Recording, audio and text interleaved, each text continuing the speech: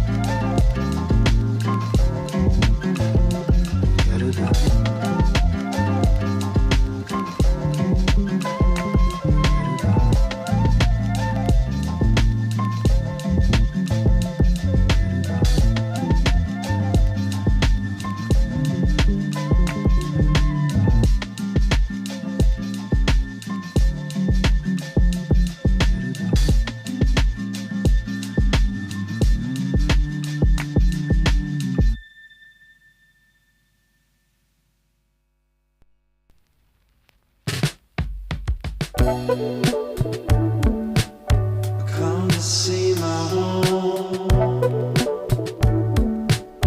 It's so easy to leave. Go out on my own, just so I can believe. Almost overgrown. All the things I could be. But when I come home, I can't help but see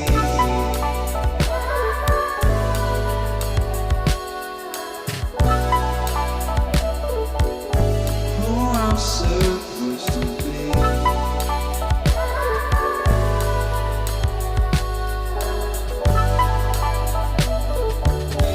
Who I'm supposed to be.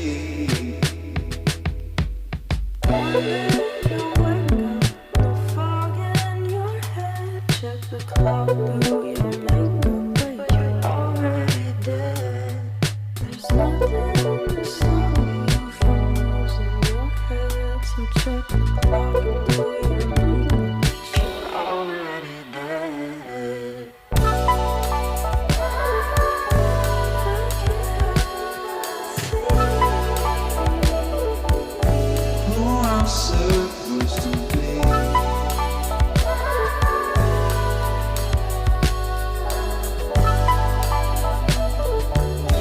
Who I'm supposed to be.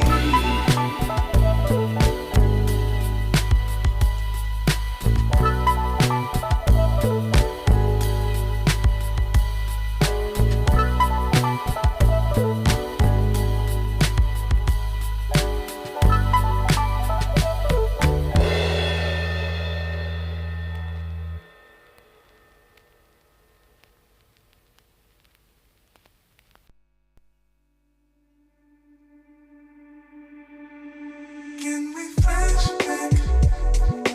Hit me on my beat, but page me 243 like it's 1999. Can we go back to that, baby 343 love? I can't wait to see you, 'cause you've been on my mind. You been on my mind. 1, 2, hit me when you got time. Hit me like BB, who got the keys? We out like slide. That new black Jeep, down the ride. She down the ride. We push, we slide. I'm feeling your vibe, creating the time. Your energy vibe, she feeling the vibe. I'm bumping my roof, I'm digging your vibe. We up on the roof, all of these lies. I'm loving your light. Shout it what you trying to do. Shout it, we flashback 99. My favorite year 02. Ain't nothing else that I wanna do. Chill, hit break with you. Kick back, lay with you. Can we flashback? Hit me on my beat, but page me 243 like it's 1999. Can we go back to that, baby 343 love? I can't wait to see you, 'cause you've been on my mind. Can we flash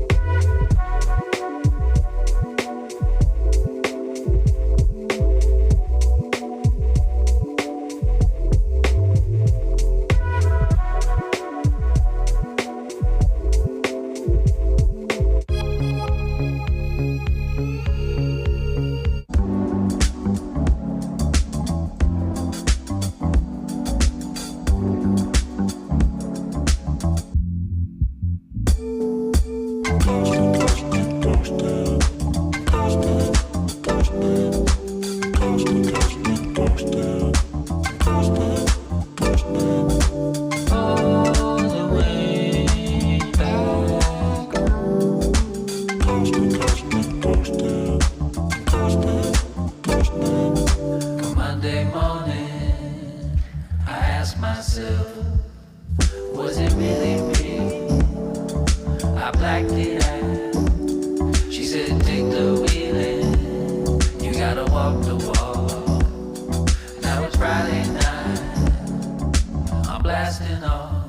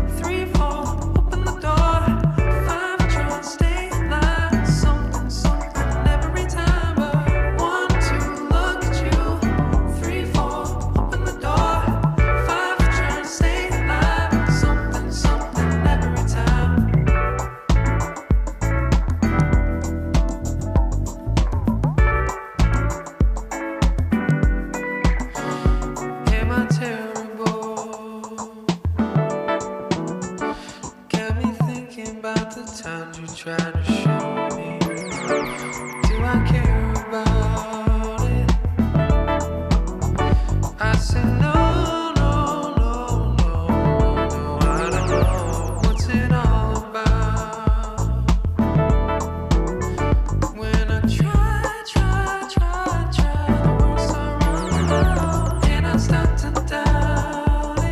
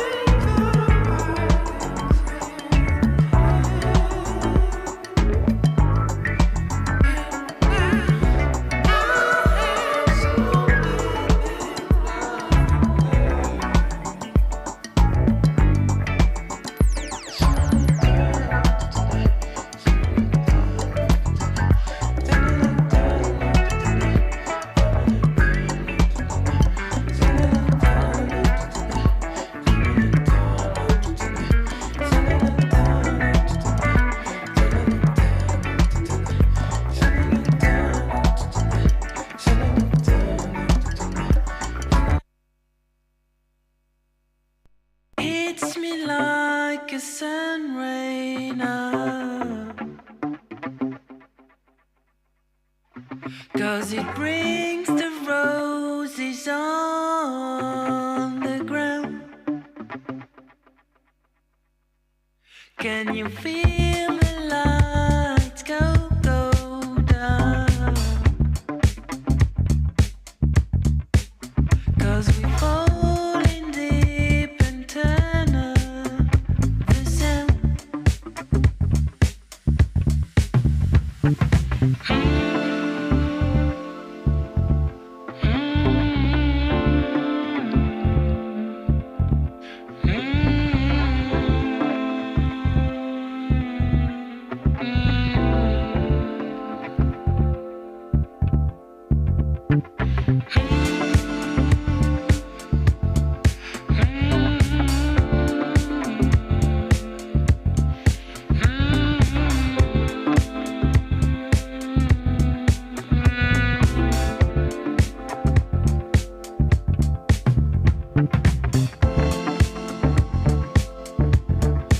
Where's the fascination?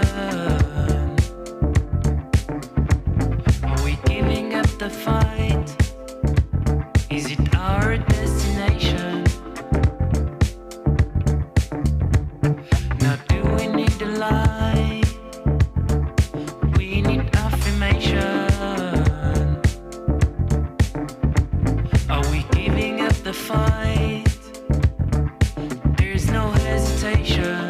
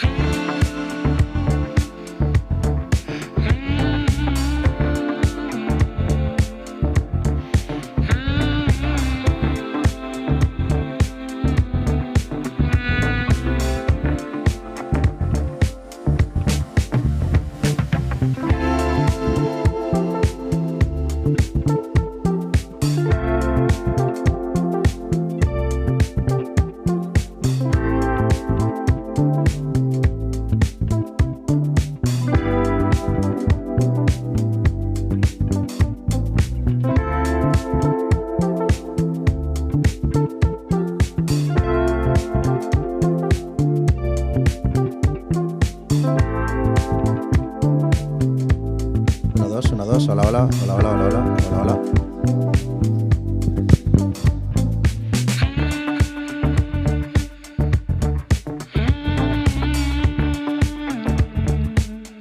Hola, hola, hola, hola.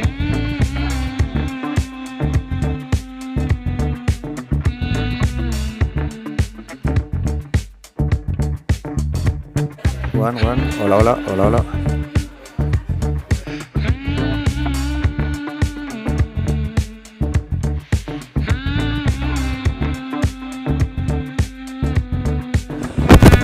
Hola, hola, hola, hola, hola, hola, hola, hola, hola.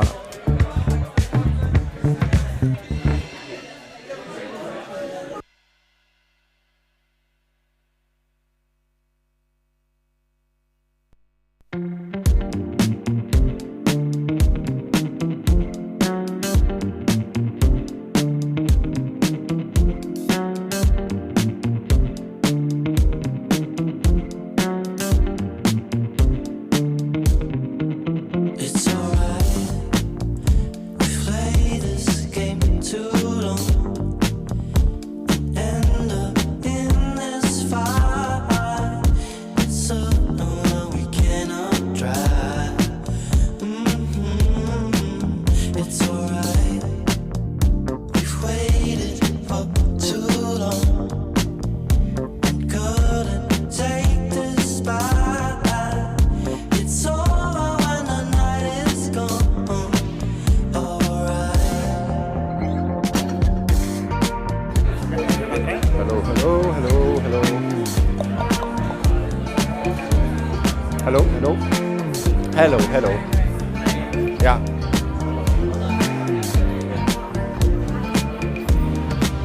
It's alright. The time is up tonight. We can play it back over and over again. It's too late. Hello, hello. It's up tonight. Hello, hello, hello, hello, hello. We can end this ride. It's over when the night is gone. Alright. Hello, hello, hello.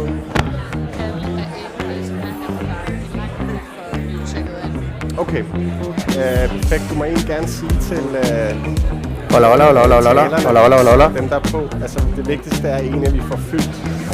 Hola, hola, hola, hola, hola, hola, hola, hola. Og så kan folk, hvis de kommer lidt senere, kan de gå ind og sætte sig om bagved. Ja? Nå, Hola, hola, hola, det er hola. okay med nogle enkelte. Hey, good to see you, man! Oh. I was just gonna do this, so people can hear.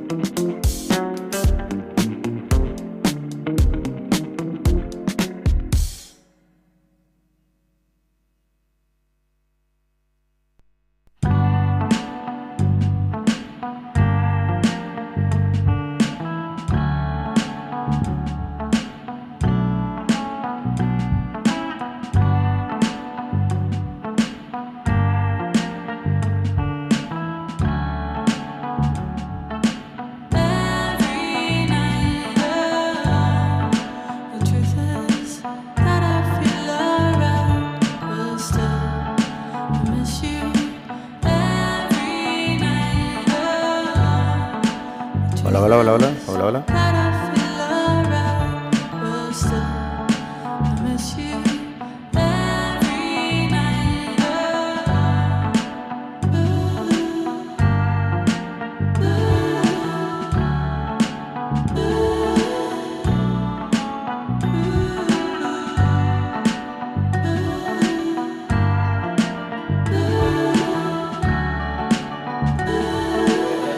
Hola, hola, hola, hola, hola, hola, hola, hola.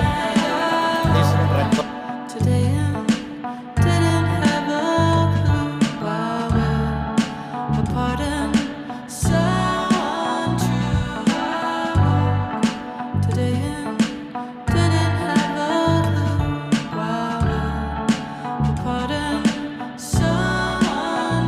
Hello, hello, hello, hello, hello. Should I have it up here?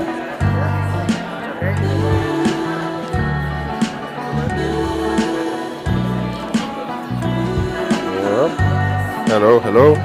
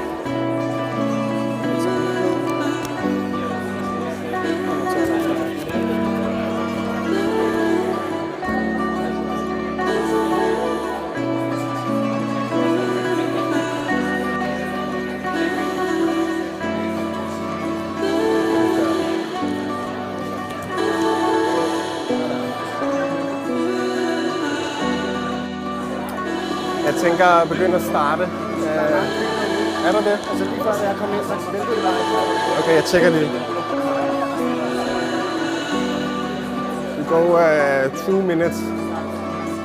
Hi, welcome. Hey again. Hi, welcome.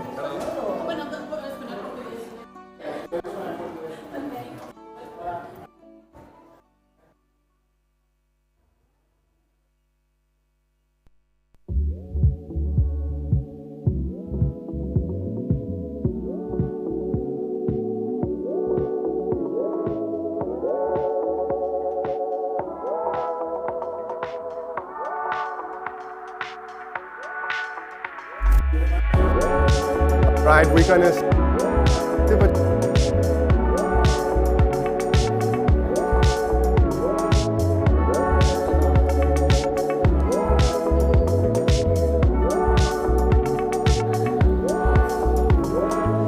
I can't stop thinking about how We start in 2 minutes. Okay, and this one is on. Yes. Okay, perfect. Number of the script and no. the world I wanna take hold of puts weight Yeah. on my shoulders. Okay. And I You just get started. Doesn't matter where I sit, right? No, you sit where you want.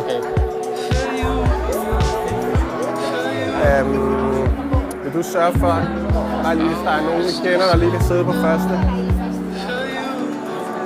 Ja.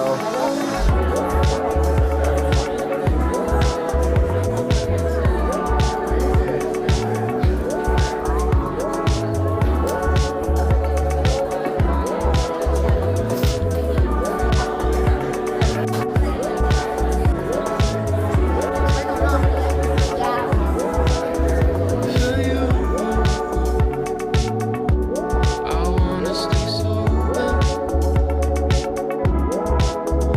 for you. I know you're feeling like I'm in my head all the time. 'Cause when you tell me about your day to day, I don't hear none. I'm busy thinking about how I'm gonna keep us going on. While you're here in my grace, there's no trace of what this used to be like for you. I wanna stay sober Okay, vi starter. for you. I wanna stay sober. I'm gonna feel my heart lying next to you.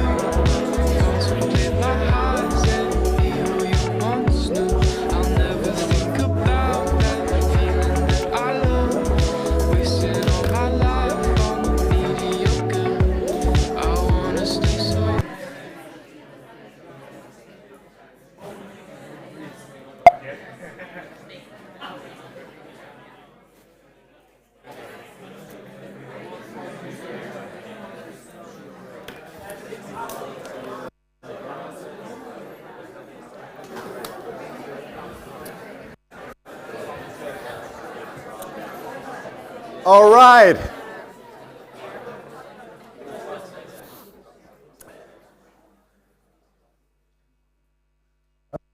Fast.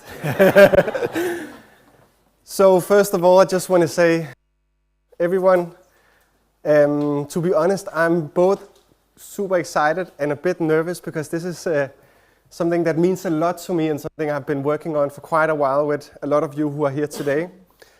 It's also a personal milestone after 10 years of Space 10, where I was a co-founder, CEO and creative director, and then I've had a few years where I've done all kinds of random shit. And now I personally feel I found like something that really drives me, and I am super excited to see that I'm not alone. And every time I speak about this whole new initiative, there's this nerve and this initiative and this some sort of energy that I haven't felt in a long time. It's both like an exciting energy and a little bit of a scary energy because the world is a bit overwhelming right now. I think that is something we can all agree upon. But before we start today's agenda, I just want to say thank you a lot to a few of you who are here today. There's been so many people helping bootstrap this initiative. We don't have any bigger sponsors or any grants or any funding right now. It's self-financed and initiated by a lot of spirits. So both obviously Johanna and Clara from the team, Matthias, my good old buddy, he's gone with us here to film the whole day. Simon, who used to be the chef in residence at Space 10, and also a dear friend, is here to make sure we have some snacks and some drinks. And Joachim has made sure we have music. Stefan has made sure we have a concert tonight. There's a lot of different people that has helped me that are friends, but also I think a lot of you have been receiving an invitation from Nick, who has been helping me navigate a lot of the places here, the same from Antonio. And then obviously we are not at a big fancy conference hall or something like that. We are at one of the, in my view, best and coolest design schools, not just in Europe, but in the world. Luckily, it is in Europe, so we can use it here today. So beyond Mark, who I don't think is here, at least yet, then thank you, Santiago, for being a champ and helping us set this up in a quite short time. And I think we met in person for the first time yesterday. And you helped us carry, I think, 200 beers who are being cooled out right now. So I remember I called him, it's like, what is the rules again with the alcohol? We are in Spain. We are in Barcelona. So no, but just a few words on this school. I'm sure a lot of you maybe have experience from the school, either gone here or know about it or follow it. But Elisava is truly a design institution and has not just led the way in terms of how design is being practiced, but also so many talents and so many leaders within design have roots or have a background here in this quite iconic historic building. Yesterday when we spoke, there's more than 2,000 students through the school every year. And it's not a traditional school where you just have theory. If you browse around, you'll see that they have amazing facilities to actually do design, not just the thinking of design, but the doing of it, which I think is so fascinating. Beyond that, it was important for me that the first gathering was at a school, because I think we all need to go a bit back to school, not just in terms of learning, but also in terms of building networks, building relations that I think a lot of us know has been a maybe even bigger foundation of school than the actual teaching. And it feels we are bootstrapping this new journey by being here today. Besides that, I also want to say thank you to Bang & Beck and to the team who is here today. You will hear more about some of them on stage. But I called Tobias, who is also here, who is the co-founder, founder and CEO of Bang & Beck, and we're like, hey, I would love to do this blueprint with you. I don't really have a lot of money. I don't have a lot of time. And it's really big and really important. Are you game? And then I didn't really hear from him for a few days. And then Trump won the election and I just got a text, we are on. obviously, beyond being a key partner in a lot of the work that is coming out of 21st Europe here in this first go, they have also been kind enough to open up the entire space for us this evening, where there will be not just food and snacks and great people, but also a great DJ and a music performance by Ivancito. Okay, I think I've already talked a bit too much, but this is the agenda-ish. We're going to start with a presentation by me, just trying to put a few more words on what the heck 21st Europe is and what we mean by the blueprint that we just launched. And then we are having some great people joining us on stage for a conversation. There's a small break. And then we'll dive a bit deeper into the Starline blueprint and why design is so important in changing these bigger systems. And then one more conversation, and then a short break, and another conversation, and then we have some drinks. The last part I just want to say is that everyone here in the audience is someone who could have been on this stage today, and it's a bit nerve-wracking to present to so many amazing people. Sometimes when you present, it's like a bunch of old leaders who have already given up, and it's a bit easier, or it's a bunch of students who's really like craving new information. And here today we have like such a crazy list of remarkable people, and you're not just here from Barcelona. I know people are flying in from more than 8 to 9 countries in Europe. We have people from Ireland, we have people from Germany, people from Denmark and from Sweden and from France and from Italy. So there's this like desire to be part of something new, and I really encourage you to connect with each other today. Not just the ones that you know, but maybe also the ones you don't. Unfortunately, we don't have the corny tags on your chest, so you need to be a bit courageous and go ask, who are you, why are you here? But let's get started. Today we're gonna talk about Europe. I see myself as a European by heart. I'm half Danish, half Iranian, born in Copenhagen. But Europe for me has always been a place on earth that I really feel connected to. It's also a crazy place on earth, both for better and worse. We have a quite rich history of things we have done really well in Europe. And we've definitely also had some chapters in Europe that I think a lot of us today are not necessarily proud of. But the big question today is how we move towards the next chapter of Europe after we've had almost 75 years of peace, at least more or less a peaceful time for 75 years. If we then zoom into today, it's a bit different where we are standing. And I don't know with you, but I actually, for the first time in a long time, is not just a bit overwhelmed, but I also sometimes feel a bit worried, maybe sometimes even a bit scared of what is actually going on, and how do we make sure that we can safeguard some of the values and some of the principles that have made us who we are. If you look around Europe today, there's a lot of chaos, there is a lot of inequality, obviously, that is rising into frustration and protest. We're seeing a climate crisis that now again is taking a back seat to a more urgent problem and is being pushed further and further out because of something that needs to be done right now and here, like for example the war. Then we have this orange fellow that we're not going to talk about a lot today, but obviously he's a symbol of this new geopolitical and economic situation that we're standing in. And then obviously beyond that, Europe is now also at a point where we are talking about war and defense and all kinds of things that I think a lot of Europeans have been quite distant from for a long time. So there's this saying, scary times, but also defining times. And I spoke with a few of you in the intro here who said that even though things can be quite overwhelming right now, every crisis is also some sort of opportunity to reinvent yourself. And I do hope that we will spend this time trying to do so.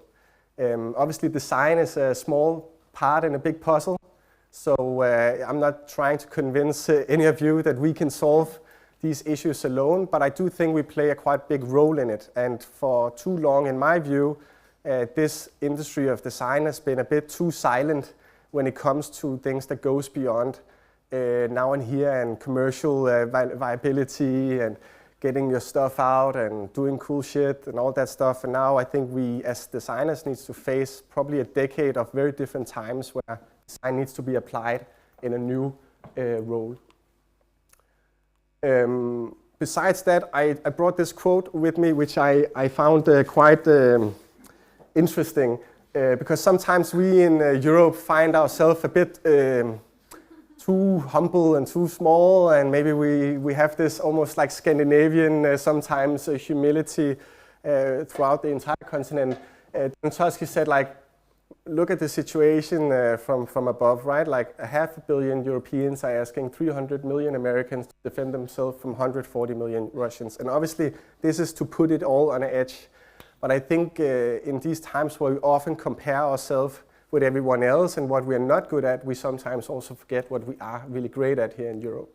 Whether it's our work-life balance or our happiness or our ways of honoring free press and justice, and I think that there's something exciting about reinventing that narrative for the decades to come.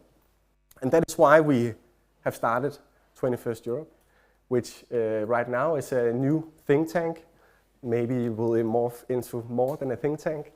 The mission is basically that we want to work with Europe's brightest minds to design blueprints that spark conversations and optimism for the continent's next chapter.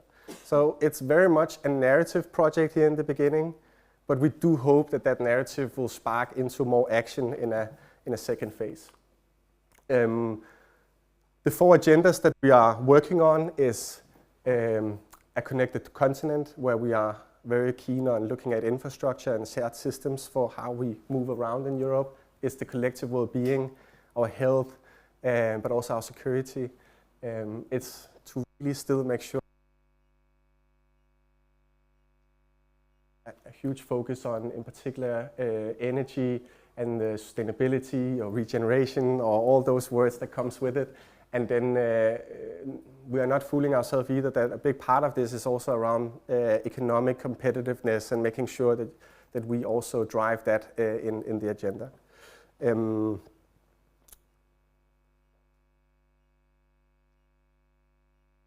Okay, so, but our USP is basically design.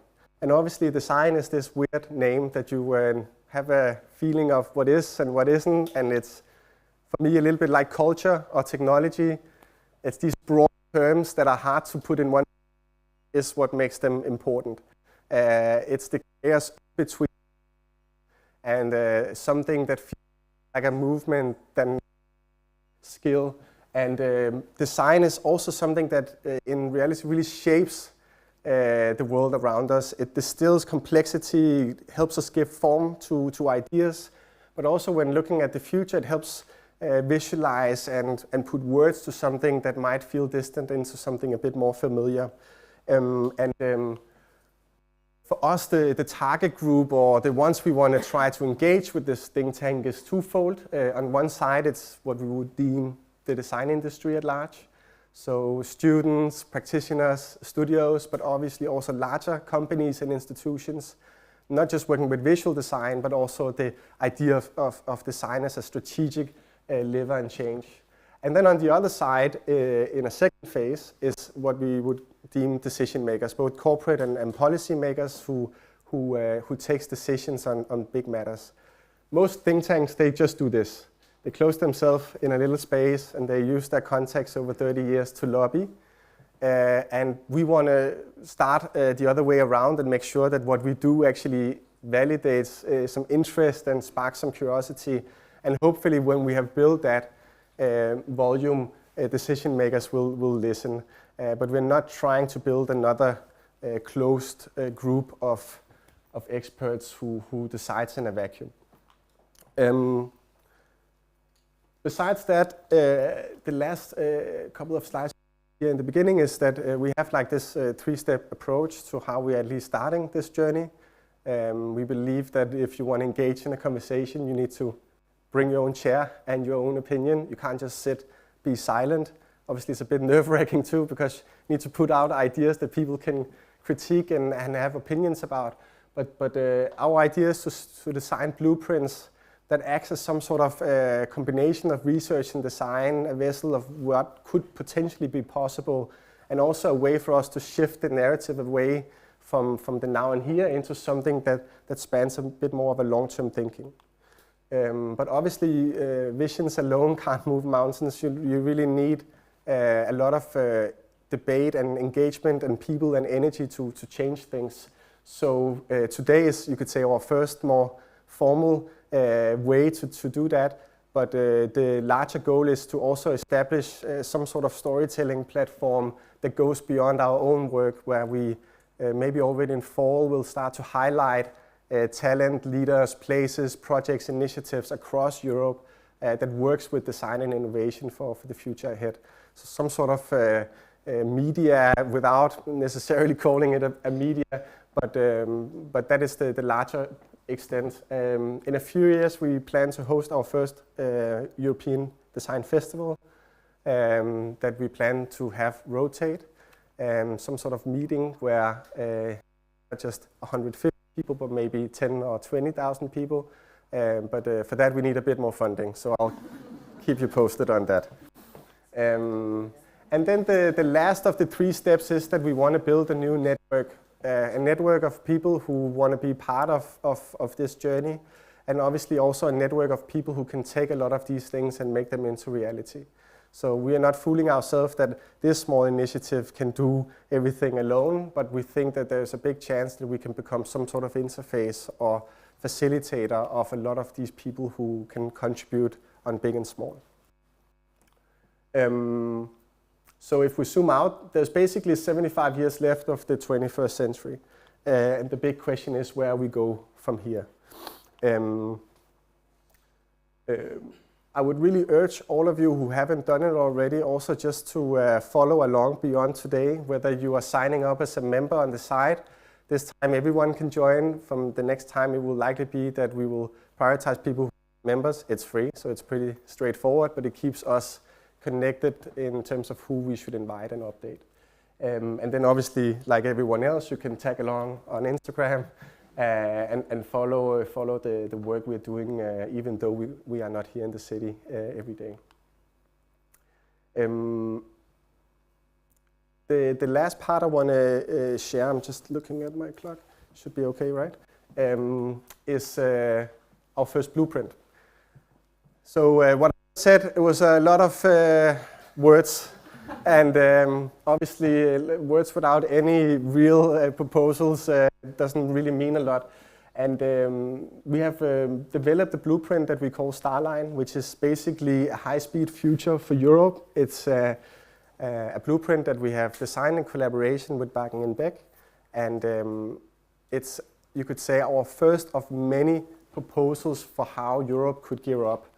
If we start with the beginning, there is a lot of things that we could talk about in Europe. Defense, economy, migration, there's a lot of topics, but I think beyond the more reactive spaces, it's super important that we look at how we can connect Europe better if we should stay better connected with each other. And obviously we have the Schengen Agreement that I think externally everyone is quite proud about, the free movement, but in reality, if you look at transportation, it's not really that free movement at all. The complexities of traveling and visiting each other, the complexities as a business to ship goods across the continent is super complicated. And it becomes more and more important for Europe to be connected. Beyond that, obviously, us as people traveling around Europe, it's new bond, new relationships. I don't know how many of you have tried it, but I've at least done an Interrail where more than 400,000, I think, a year right now travel across Europe, establish new friendships, learn about new cultures. The problem today is, though, that the train is not that cool anymore for a lot of people. It's a symbol of the past, not necessarily the future. And that means that people are flying instead. I'm a victim of that, or not victim. I I flew here, basically.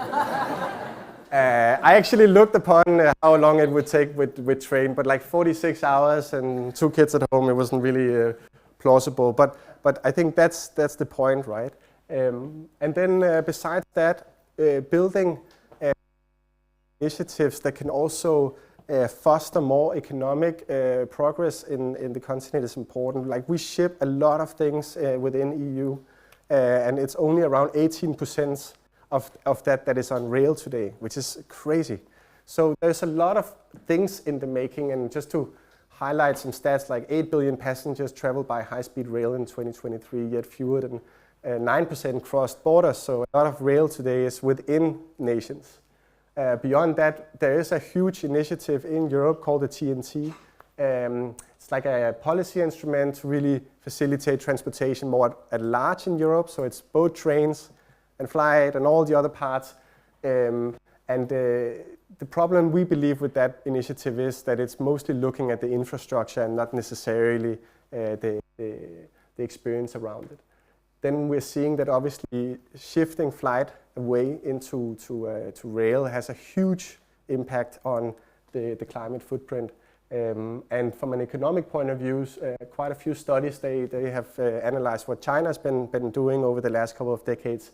And this is not just a cost, it's an investment into to economic growth, and in particular something that you can activate to put maybe spaces or places or regions in Europe that has not been connected to the full single market into more growth in the future.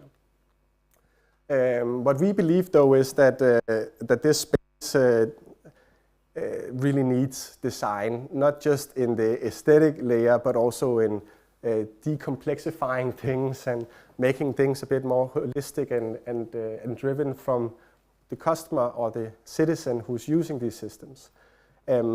So this is basically what we have been trying to do. There's this saying that at its best, design makes the complex feel simple, but more importantly, the simple significant. We knew from the beginning when we launched it that there would be a lot of people who would think it's bullshit, to say it straight. A lot of critical minds that are like, this is not possible tomorrow, or these lines are impossible. And it's important for me to say before I present that we know that this is not possible tomorrow. And that is the point. Like some projects, they need a way longer horizon, and they need to be way bolder. And then we can work, we can move forward by working backwards, so to speak. And that is what we're trying to do with this project. We're basically trying to put trains back on the agenda of something that we want. So the whole future is not AI and Cybertrucks. And I think that there's something to that with Starline. So Starline is basically a vision for connecting all of Europe with high-speed train. And with Baden-Beck, we have developed this blueprint also together with Johanna, who's down here, and a lot of experts. I'm not going to go into detail with the blueprint today because I think it is a lot better if you actually. But overall, it starts with a map that feels very similar to a metro map, something that doesn't show borders, but just shows lines of connection. This map is a way for us to show that it would be possible to connect all of Europe by train, and not just by one train, but by a full experience of traveling seamlessly across the continent. This would not just feel like a great initiative, but also a way for us to feel closer to each other at Europe. The proposal includes around 22,000 kilometers of high-speed rail across Europe. If we would do that, we would see around 39 Starline stations connected to it, and it would be around 30% faster. And we would likely see, at least if we would look at historic studies, that would be able to reduce short-haul flights quite a lot, up to 80%. Is it possible, a lot of people would then say? And I just brought this picture just as a quick reference. This is China in 2008 and 2020. And they took a decision that they wanted to build their mobility network around trains rather than cars.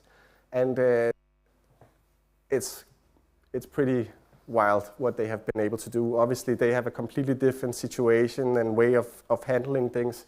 So I'm not saying that we should mimic this one-to-one, but I think it's important for us to remember that large-scale projects are possible.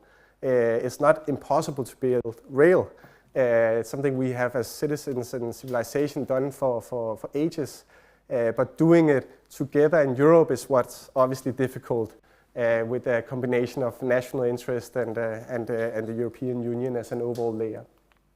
The trains themselves are also a very important part of this blueprint. We don't want to make just an infrastructure project. We want to make sure that this project becomes some sort of landmark for the 21st.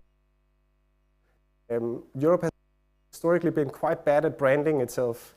And obviously, it's not about branding today, but still, if we want 500 million people feel connected to something and see a concrete value, we also need to be quite strong at communicating what you get for your buck, or for your commitment, or for the compromises that you're doing. It's something that I think the States in particular is amazing at, right? Like they're really good at naming their policies, naming their governmental buildings, designing things in ways that really feels quite clear. Then you can argue maybe a bit hollow between that. But in Europe, because for many good reasons, there's been a worry of moving into national sovereignty and national brands. The European Union, besides the blue flag, has been quite in the back. I think that if citizens in Europe would have like not just a train, but a name and a color on that train, it would create something more than just mobility. It would be some sort of new symbol of Europe. We like to compare it with the yellow cab in New York or the red bus in London. I think it could be quite cool that if people visited Europe, they would in the souvenir shop buy a blue train, and that the train would be a symbol of Europe. And then maybe the States will have their self-driving cars, and then we can that way also show a little bit who we are, not just by what we say, but what we do. The trains have been designed in collaboration also with a Parisian 3D design studio called Commune. And obviously the idea is really to make a design experience that feels very open, democratic, anti-sterile, and something that really embraces all walks of life. Beyond that, the Starline stations are a proposal of making stations that are not just a station of transit. Europe is sometimes being teased by being the museum of the world. I think there's some quite good arguments for that. If you look around the world, in particular in terms of architecture and giant projects, Europe is maybe not the first top of mind.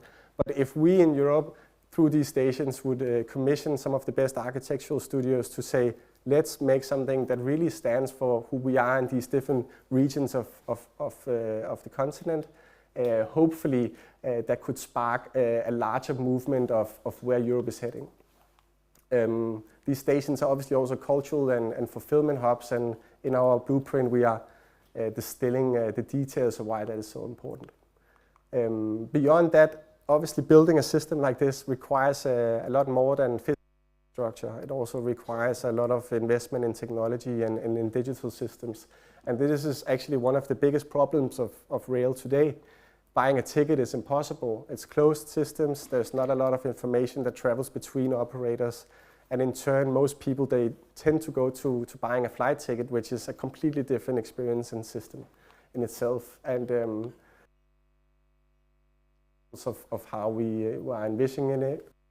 Technology stack below is mentioned online. Last but not least, obviously we need to also make this happen. It can't just be a blueprint. And by launching it before every detail is ready, we actually are opening a door that means that people know we're working on it.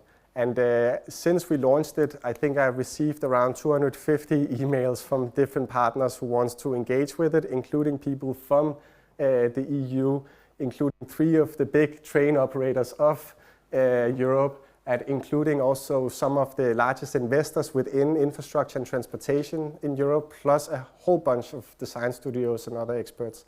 And obviously I've also received a lot of people who say this is a stupid project, it will never happen, and this station is completely unrealistic. And obviously that debate and that daring to be vulnerable is what. So the plan is that Starline is starting today, but the real work around evangelizing it and building alliances and connections is what's going to happen over the next year.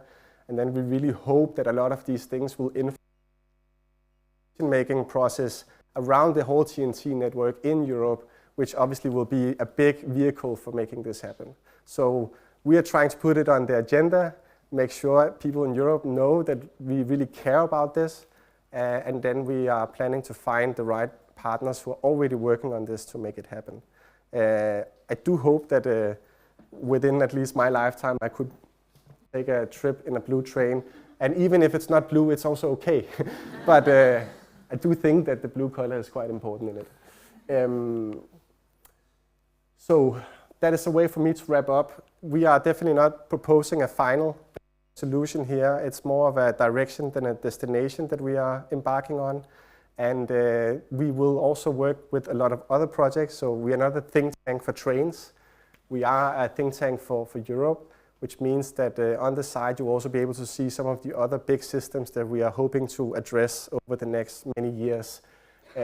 Both more softer systems and also other more hardcore infrastructure systems. We will today start that conversation, and then in June we will likely have our next summit. Then we'll have one in fall and one in winter, and then we basically keep going until we succeed. Also here, last but not least, it seems like it's not just us who is interested in this. Since we launched it, we have actually to bring the question of trains and Europe into some very different spaces that who would normally talk about this. And that has been a big motivator for me, is that how can we make sure that it's not just policy and economic newspapers who talks about these matters, but also creative media, design media, technology media, who starts to cover different types of projects than what we are normally used to. So whether it's Wallpaper or Fast Company or Design Boom, I know The Scene is making a big article on it on Monday. Bild, the German magazine, is doing a big feature on it. And yesterday, this cover agency is sending out a visual story to around 35 newspapers in the UK and 25 in Europe. So hopefully the story will travel and inspire, but also spark debate and conversation to make sure that decision makers know that this is something they should take serious. Before we move into a conversation, I'm aware that there might still be a lot of questions. So we'll take a few now, and then there will be some time at the end. And after that, we'll move forward with our first conversation today with people who are far smarter and clearer in their ways of saying things than I am. But let's, that's it.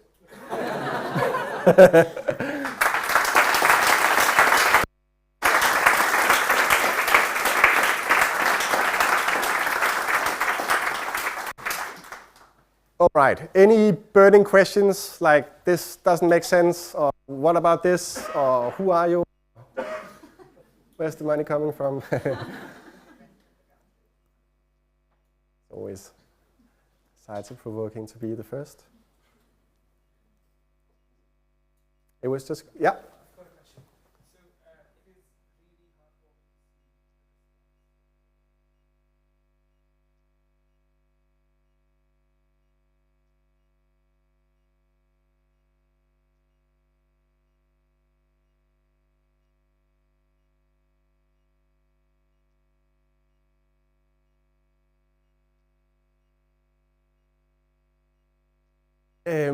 In all honesty, I was a bit worried that we would have nobody write about it, because we also made an attempt to have people talk about it when we launched Think Tank 1st of January, and there was nobody interested.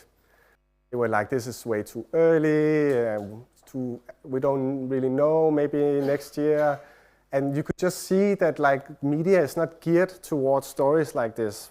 Most of the media that we're targeting, they're actually based outside of Europe, because Europe in itself doesn't have a lot of distinct design media that goes across borders. But also just fitting in, like it's not that economic, so like the Politico and the Forbes and Financial Times and those, it's a little bit too, and then like a lot of the design and creative media, it's a little bit too political and a little bit too, so it was quite clear that we fell in between. So when I shared, and I personally, with Klaas, sent out mails to I think 200 different journalists, and I think the 5 or 6 that you see on the screen, they wrote me right ahead. But I think I got ghosted by at least 150. So confidence-wise, it was definitely a knockdown from Space 10, where our head of communication said that if Space 10 made a fart, the whole world smelled it. And it was like a way for us now to start building a new stream. But yeah, I think the reactions has been a bit better than what we expected. Also because this is mostly to bring awareness of the project, to have people reach out who have something to contribute with. But we hope that next time that it will be more and more. Yeah. Thank you. Yeah? Might be a little tough question, but yeah. Because you just touched on politics. Yeah. I wonder if there is a political ambition to it.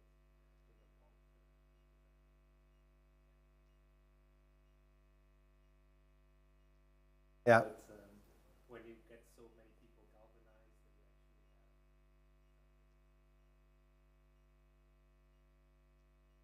you actually have to have a representation where decisions are made. Yeah, right now it's not in the plans. I know that there's a few other initiatives in Europe who is like apolitical setups, so they more represent people across different aisles. But politically, I would say there's no secret that we are like center-left in that space, right? And there's a big motivation to go right-wing move that is flowing in across the narrative in many countries. But we are thinking more about how we can facilitate, I think, more than be policymakers ourselves.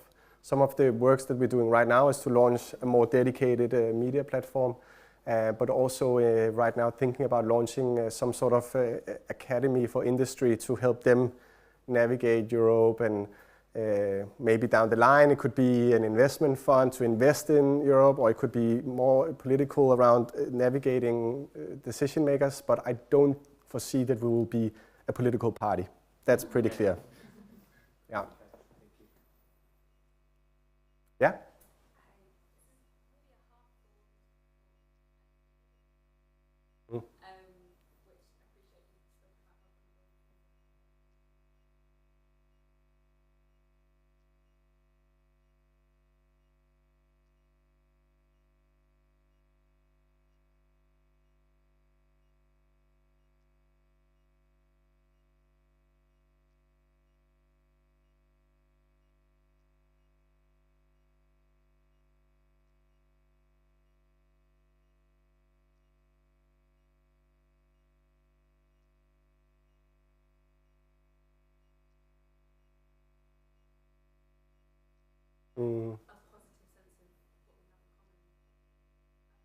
Yeah, no, but I think it makes total sense, and obviously that's been the debate around EU since it was established.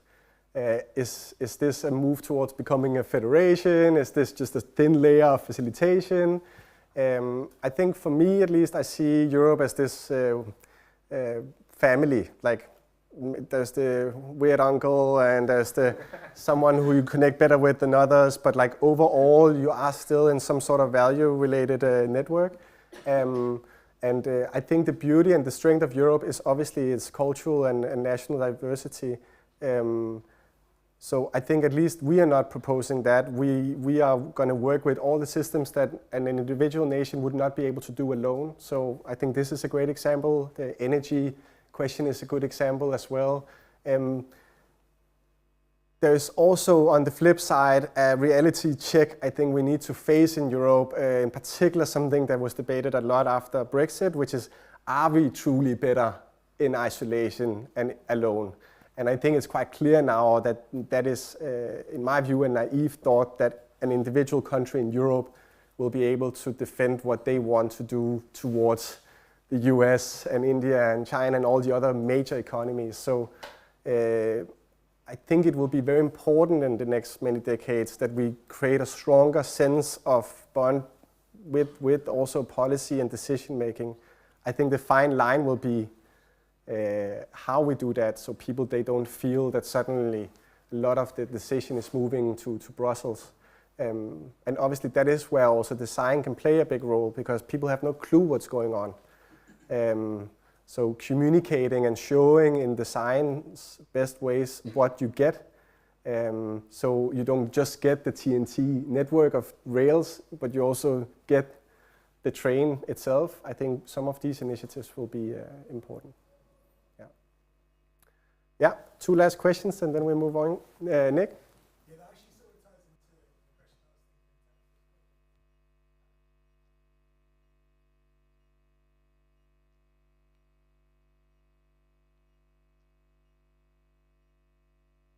I would say both and, because it's actually not that many people who at the end sits with decisions on things within rail and transportation, because there are groups, I know that you even have connected family-wise to some of these people, but obviously the big challenge with rail is the sovereign systems. France, for example, have invested a lot of money in high-speed rail, and a lot of these routes are privatized. So obviously there's a big fear that are we then losing business in those lines, or what about some of the rules that goes across borders? For example, employment. Some people can work at night, some can't. Some needs breaks every hour, some needs every second hour. So how Europe works at a system like this across borders is obviously super difficult. And that is where there are conversations in general in Europe around if some of these decisions needs to be done more holistically rather than 27 partners that needs to find it out altogether. Which is also why we are only proposing a few stations in each, which is also what TNT is doing. The national network obviously would be up to each nation. Yeah. I don't know if you have something you want to add to that.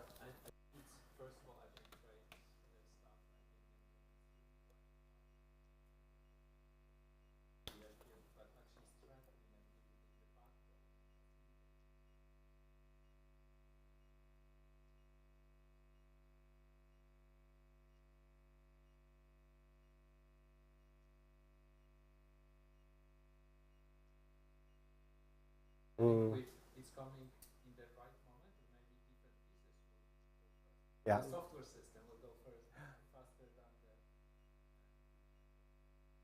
Yeah. Looking forward to that. Yeah, last question.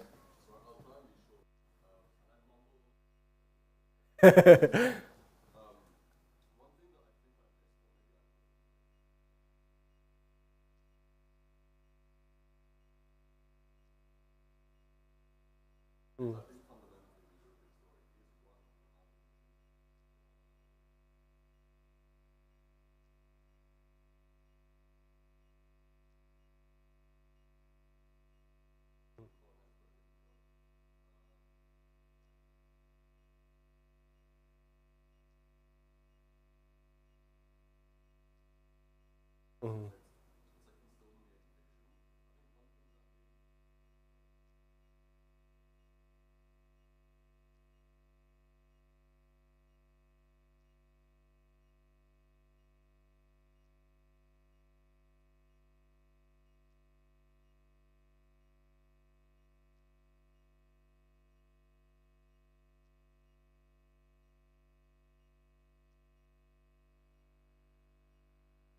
Mm.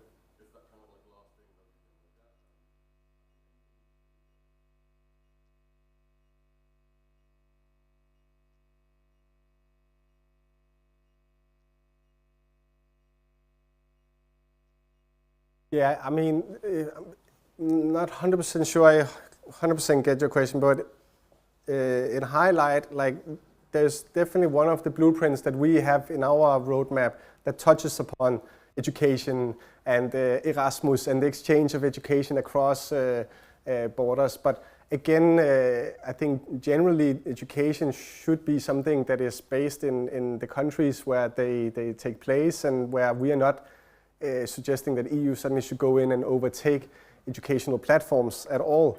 When it comes to more generally how we will work with educational institutions, then there's no doubt that like we believe that a big part of the change will be through future generations, through younger people and through academic institutions in particular, because they are a lot more receptive to new ideas and are more willing. They haven't been ruined by 30 years of doing it in a certain way. And obviously that energy will be important when we look at the next decades of Europe and who's going to be part of shaping it. So it's also a lot of the people who will live in that future who's part of shaping it.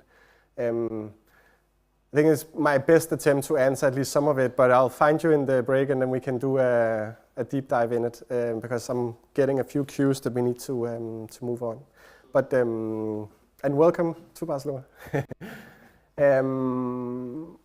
All right. We are moving into the first conversation, which I've been looking very much forward to. So I'm just bringing up some chairs. You can see it's very bootstrapped, this event here.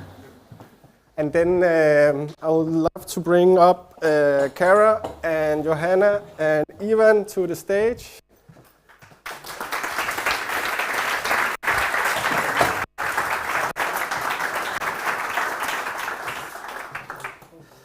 All right. So, give me 1 minute. So these people, they are quite remarkable, and someone I've known and worked with throughout quite a few years. So Johanna, to start with, is right now responsible for research and policy at 21st Europe. Beyond that, you're also working at AKQA, have a background of working with MIT, the UN, Space 10, a few other places. You have a background in economics, and are also just a generally really fun person to be around. Johanna has been part of this journey from almost the beginning, and in this conversation we'll be focused a bit more on some of the policies and some of the work that we have discovered along the way.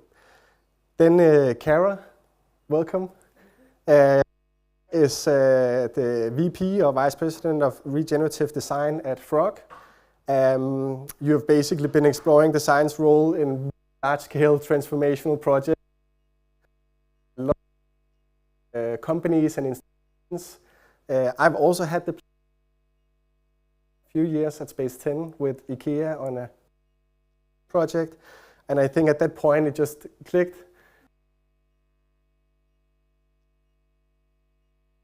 Danish in the Euro of many different awards and councils, so obviously you also have a quite big say in what is design and where it's heading. And then we have Ivan, who I also know from my time at Space 10.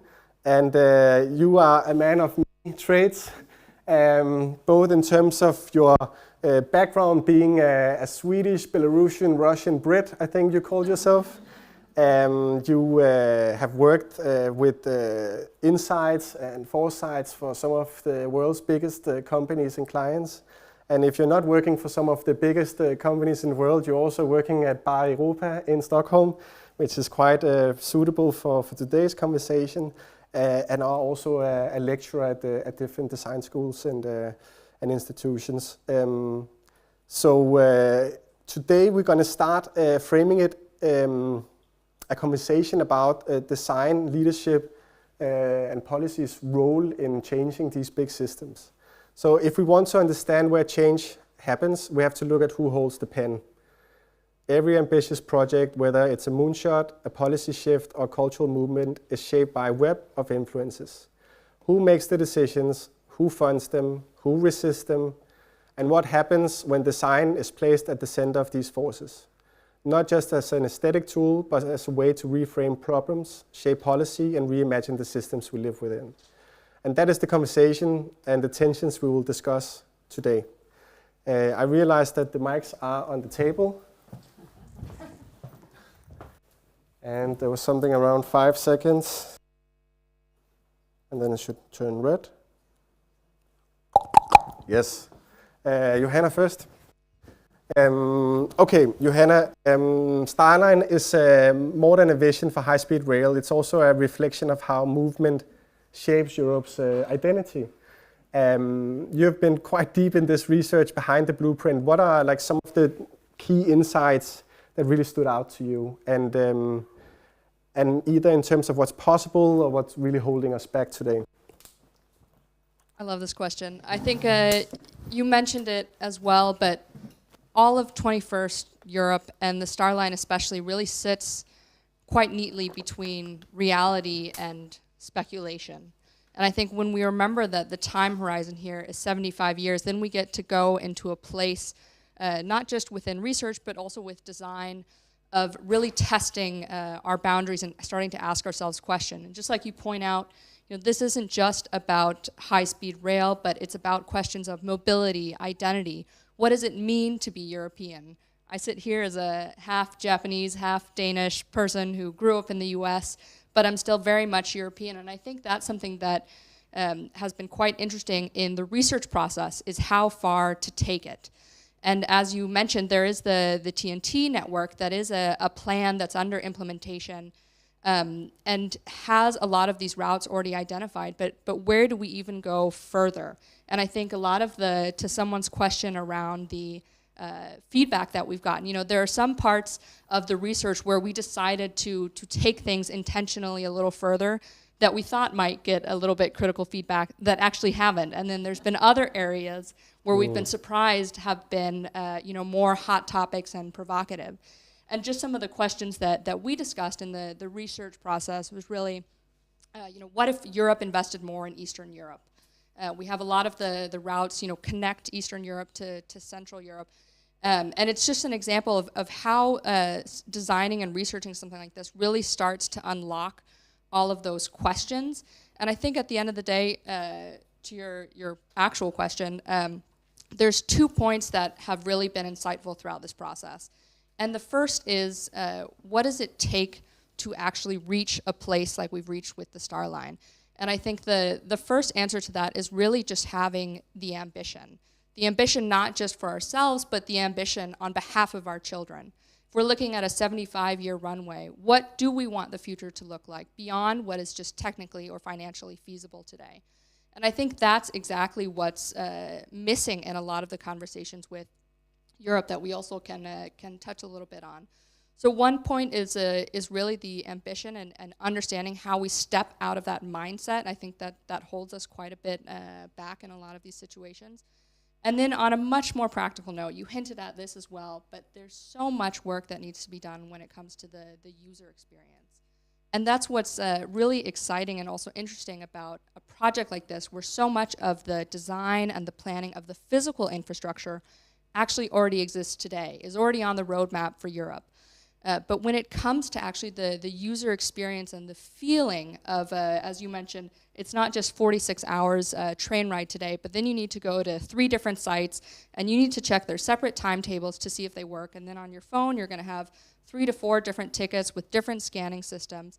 And the way that we engage with technology today, we expect that frictionless experience. We expect that seamlessness. And to think about design and the user experience being such an important lever, not just in high-speed rail infrastructure, but in many other very boring infrastructure projects, design has such a critical role to play in really making these things feel consumer-friendly, really live up to the standards that we expect today with these kinds of things. If we then touch a bit more upon the TNT, like Europe has been talking about high-speed rail for decades. The TNT network obviously was supposed to create this seamless connection across the continent, yet progress has been really slow. Meanwhile, in China, they've built like 40,000 kilometers of high-speed rail in just over a decade. Japan has now launched their fourth version of the Shinkansen high-speed system that has been here since the 60s. And yet Europe still managed to stay ahead of the US, who have nothing in terms of high-speed rail. And the latest big initiative in California has just been killed. What's the structural challenge here? Like, why does Europe sit in this strange middle ground between ambition and stagnation? If we start with China, China is its own case when it comes to government and how it's structured and how they make decisions on infrastructure. I think we all know that. But if we're to break down why that model works, again, not suggesting we go in that direction, but when any large infrastructure projects are built or planned, the time and the cost comes from decision makers.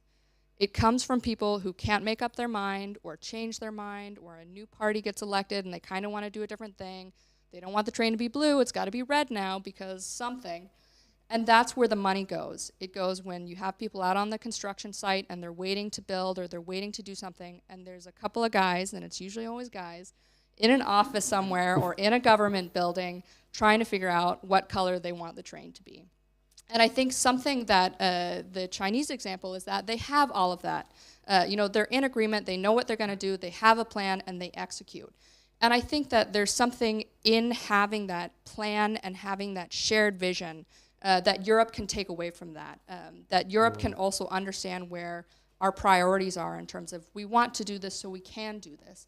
And I think COVID is a fantastic example of how the world was able to finance a vaccine and mobilize and shut down and coordinate across economies. So we do know that it's possible.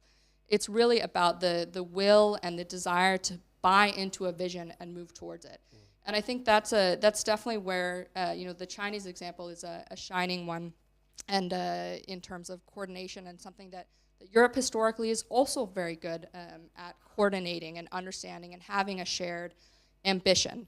And when it comes to the US, the US I think is also a really great example of where that lack of ambition, that lack of shared vision, and really just the lack of willpower, where that fails. The US has the financing for it, would be a fantastic use case in terms of freight for more extended rail networks.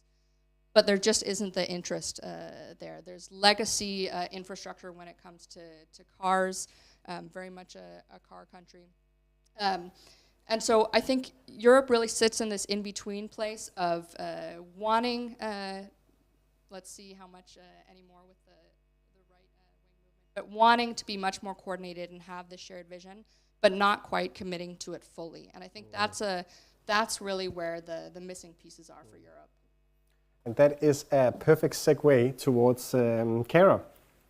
Because moonshot projects, they often capture the imagination, right? And they are like bold, ambitious, and seemingly impossible until they're not.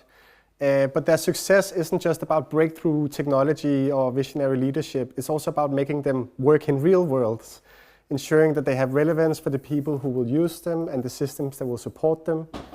And you have worked in this intersection for a while with design and large-scale transformation. In your view, where does design play a role in making these projects not just like technical, feasible, but also desirable and viable in the long run? Well, I have to admit that when I saw the blueprint, my organizational inner self was like, have mercy. Because our job at Frog is really to orchestrate. So the word I would use is orchestration. And orchestration is human, it's technical, it takes a long time. If I think about the project we worked on with Space 10, which we can't talk about, but it was really cool. And to think about all of the things that need to work together. So when I think about design's role in this, I think I go back in a way to what you've already said, we've been a bit shy. We've been known as the people who make artifacts. And I brought an artifact just because I think these things help me. And this is, it's a little rock, and it says nothing engraved in it, because guess what? Nothing is written in stone. Literally. And why is that like a humorous little marker of the day? I think the thing is, for us as design people, and I'm assuming most of you are here because you see yourself in that capacity, we cannot be people who merely look at ourselves as things that are a small piece of a large system. And I think we've done that for too long. I love being in this institution, seeing all these great artifacts that students have made, but I'm reminded of being a student, and I'm reminded of my hope and ambition that I would change the world. And truthfully, changing the world is hard work. And if I look at projects that we've worked on with major brands, we're being invited to help in the tax system for Germany, to actually redesign what the experience would look like for people paying taxes. That's a UI problem, that's a technology problem, that's a systems problem, that's a human problem. And all of those things, I think, are highly interconnected. So the sooner we realize the scale, because I'm going to say something that I think we all need to hear. Design is political. Every single object, thing that shows up in the world makes a statement about the way we want the world to be. And my hope in things like what's happening here today is we actually see ourselves not as people creating consumers, but citizens. And we still need an economic engine, and we still need all these things to work, but the mindset with which we address them changes the landscape and changes the way that we engage in our role, and then the confidence we have to go and sit at the right table and say the things that we want to say, because I do think we have a political role in this world.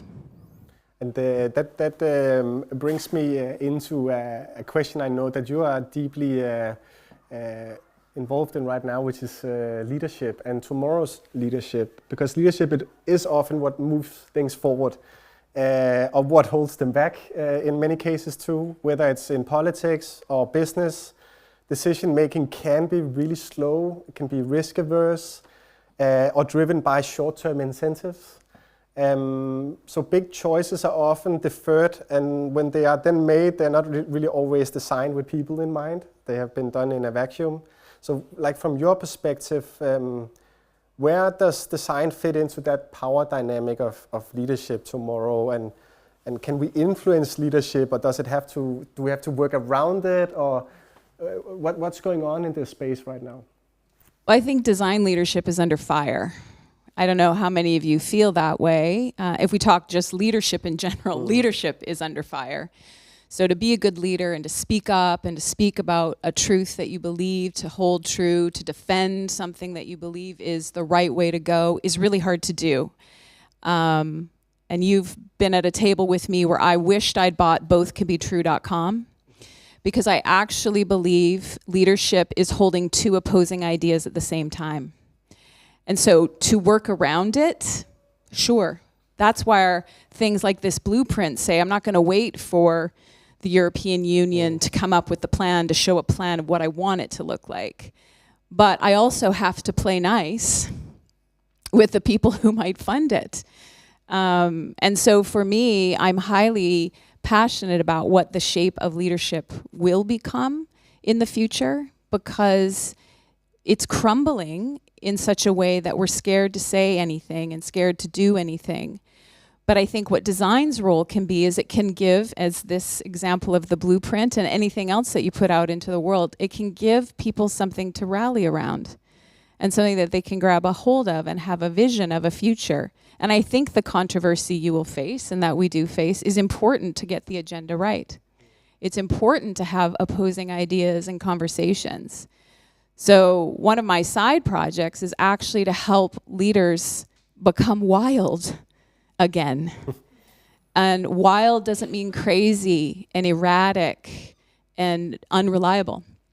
But I think for us to be really good design leaders, we cannot, and I trust this room is filled with people, we cannot just talk about craft anymore. We cannot just talk about the interaction model anymore, or the artifact, or the structure, or the human factors, whatever, because design is big. You've said at the beginning, design is big. But I think if we start to realize that we are people who have to understand politics and economy, we have to understand science, because actually to make this rail could be disruptive to some biodiversity systems. To truly make this thing work will upset human situations. And I don't think that means don't do anything. It means know what you're doing. And at Frog, we talk a lot about, am I making the right thing? That's the first question. And if we are making the right thing, how do we make sure we make it right? And that has lots of checklists and balances and things to have conversations about. As you can see, this is time because it's a great segue to Ivan. Surprise!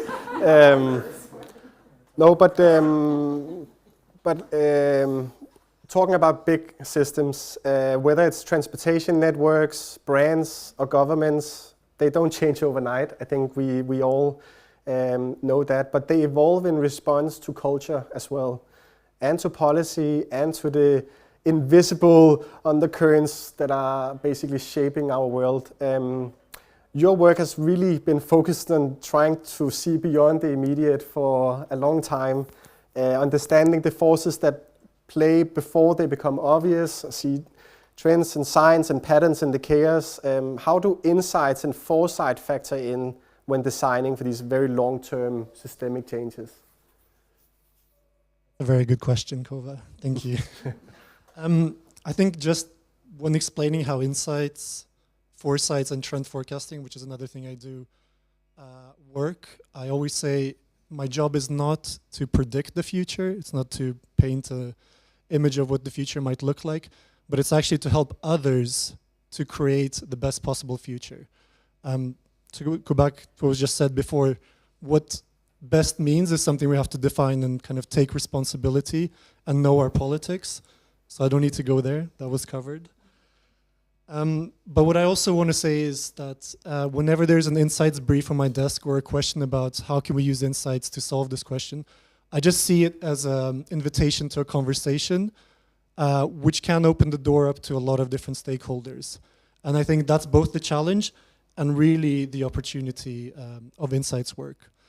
The other thing I like to say and remind people is that when you do research or when you do insights work, we need to get away from the idea that you're out there kind of trying to capture some new idea, like, you know, catch the rare Pokemon of, like, get this lightning of inspiration from a source that no one's ever tapped. I think actually research is much more about letting go of old ideas. And I think it's actually in the word, it's right there in front of us. It's research, it's revisiting, it's kind of going back and forth to the same topic, and with each visit, dropping some preconception, dropping some prejudice, dropping some kind of idea that was governing how you thought about it before. This is especially important when you work with culture and people, of course. I think another thing I want to add is that insights aren't always flamboyant. Sometimes they're really obvious. Sometimes it's like saying the right thing at the right time. So I think we all know that trains are a good idea. We knew that before Kove told us about them. But doing it in this moment, in this constellation of stakeholders, is what makes an insight an insight. It's what drives people forward to make change. And another thing which insights make me think about is that it's kind of like therapy. Like, I often go into rooms with really big stakeholders, always men. And it's a lot about just figuring out people's anxieties, and often it helps to actually borrow some of the language, or at least some of the conceptual models from therapy. Like, how do you break these toxic behaviors that you've been involved in for so long? And it takes a lot of work. It's a very slow process, but I know it actually works, because I like to give examples or like case studies. I used to work at Nike Inc. For a couple of years. And a lot of the time I get really excited when I heard about something happening in a corner of the world, and I'd write this beautiful report, you know, interviewing lots of people and share it with a lot of influential people in the organization. And usually it's like you get the applause, then everyone goes for lunch, and that's it. But what I realized from doing it time and time again and kind of persisting with it and kind of keeping my own personal agenda of what I want to say with this work, I noticed that 2 years on, when suddenly Nike was doing something that seemed kind of familiar, people were referencing that work. So I also realized that an insight and the way it, I guess, influences systemic change is it's kind of like a little parcel you lodge into people's heads. Let's say it's a parcel full of seeds. And then the seeds grow, and you kind of tend to them sometimes. You bump into them, and you say, oh, remember the thing I showed you? And you kind of remind them to revisit it and water it. And then suddenly it sprouts years later. And I think, to answer your question, that's sort of how I see insights working in this context. And obviously, the blueprint here is a perfect example of that parcel, of that little nugget, which, as I said, is maybe obvious to us, but when we spread it far enough, then maybe it will, not maybe, it will facilitate greater change. And if we then here at the end, like Europe has always been an idea as much as a place, and in this era of political fractures, economic disparity, cultural shifts, that idea is really being tested, to say the least. Younger generations, they also have grown up with the open borders, with the Second World War far, far behind in memory. There's also at the same time things like Brexit, populism, and these geopolitical tensions. So like from your vantage point, also working a lot with youth, how do you see the next generation's relationship with Europe? Do they feel a sense of belonging across borders? Are they physical, or is it like cultural connectivity in play in shaping that sentiment, or are they just done with it? What was it? Both and both? Yeah. Yeah, so I actually see a lot of cross-border solidarity amongst young people in Europe, but I also see them kind of getting tired of Europe, or at least seeing that Europe is on the decline. I guess, having said that, I actually think maybe the connection they feel is generational and global, so maybe it's not a European phenomenon. That should have been said. But I think Europe's been losing clout for a while with young people and others as well. And I can feel that that's probably connected to the fact that Europe's supposed moral values have kind of been depleted. Lots of reasons for that. Two worth mentioning is that there hasn't been a credible cultural project that's pan-European for a while. It's all, Europe's often talked about as an economical project, or mostly. And the more obvious one and the more important one is just the hostile stance that most European nation states have against migration and immigration has been a huge setback for, I think, the next generation of Europeans to feel part of some kind of greater whole that is bigger than themselves. And I think today, when we talk about Europe as a culturally and physically connected place, we need to reimagine it as something a bit more porous and fluid. Like on my way here, I sort of thought of an example, and then, Spain is much closer to Morocco than it is to Estonia. And we need to think of Europe as connected not just within its borders, but a much more porous and a much more open place for more people. Another reference I wanted to share is that a few years ago I did a big research piece on Deutschrap. I don't speak German, so apologies for the pronunciation to the Germans. And there was this pivotal moment in the music charts in Germany a couple of years ago where basically Drake got knocked off all the top 10 spots, and suddenly all the local artists, their music was in German. But not just German, it was German with Arabic flavor, Turkish, even Russian. Shouts out to Capital Bra if you're German. And I think the same's happening in most major cities in Europe. I live in Stockholm now, definitely see that. And I think this is a great example of that cross-cultural European connection happening, but it's kind of not getting the recognition it deserves. On that note, I want to give a shout out to Biji. It's a Kurdish rap group from my neighborhood in Stockholm. And they've, within a year of launching, already built more connections and bridges to other Kurdish diasporas in Europe than a lot of European artists do when, they don't engage with a relevant topic. And I think so we need to abandon this idea of Europe as, homogenous in some way. I think the question that was asked earlier was really relevant. I'd like to speak to you. And not just to say what we should be doing, I'll give an example of how it's already being done. I really want to highlight and kind of give a lot of love to British journalist Johnny Pitts. He has a project called Afropean and a book with the same title, which I urge everyone to read. And it's about a train journey across Europe where Johnny interviewed tons of people from the European Black community and wrote a sort of oral, really patchy but really beautiful history of Black Europe. And I think that made me think of what a better connected train network could do. It could help facilitate more of these movements of people who have not been reflected in the European identity before, and thus forge a new European identity. So I think it's, I guess to answer your question directly, shit's tough, but there's hope. Okay. Before we wrap up, we're a little over time. So we're going to jump to the last question, and I think look at it more as a short tease for what we might be working on in the future. But I asked you before you came that if you could design or choose a topic, any blueprint basically for Europe's next chapter, what would be the topic or the subject for that beyond trains? I mean, I know what's on the roadmap, so I'll answer something that's not on the roadmap. It can change. Just a quick show of hands. Anyone in here, a parent, walked around with a stroller?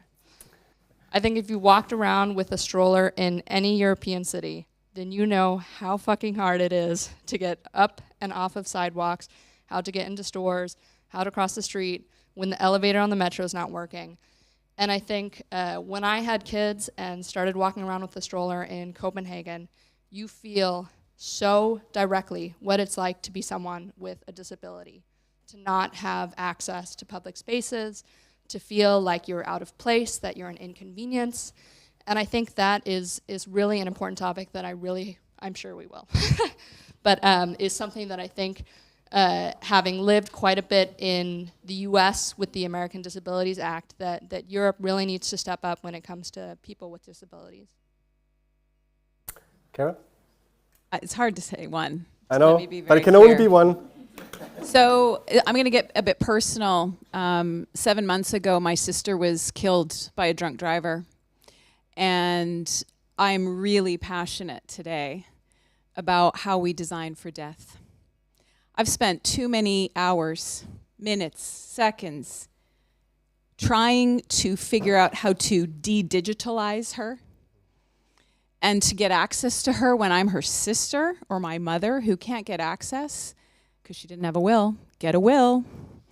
But to really help people think through all of the status requirements, because we've digitized our world, right? We think digital transformation is amazing, except when you can't get access.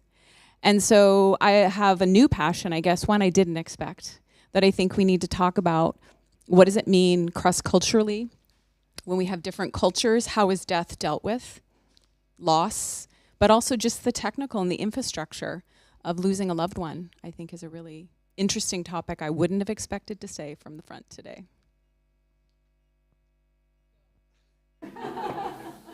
Craft. I had quite a few. It was a really good question and exercise, but I'm going to go with something a bit more lighthearted. Spas. As much as...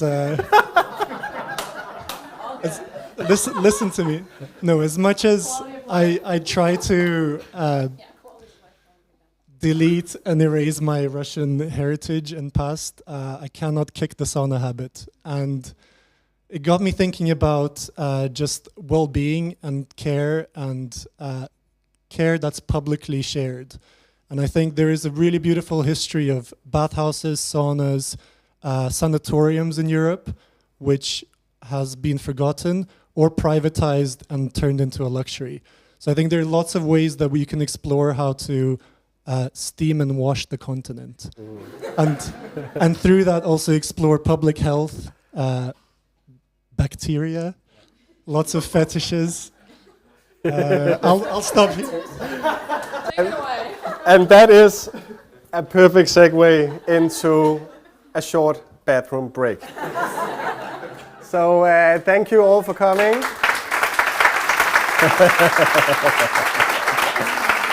And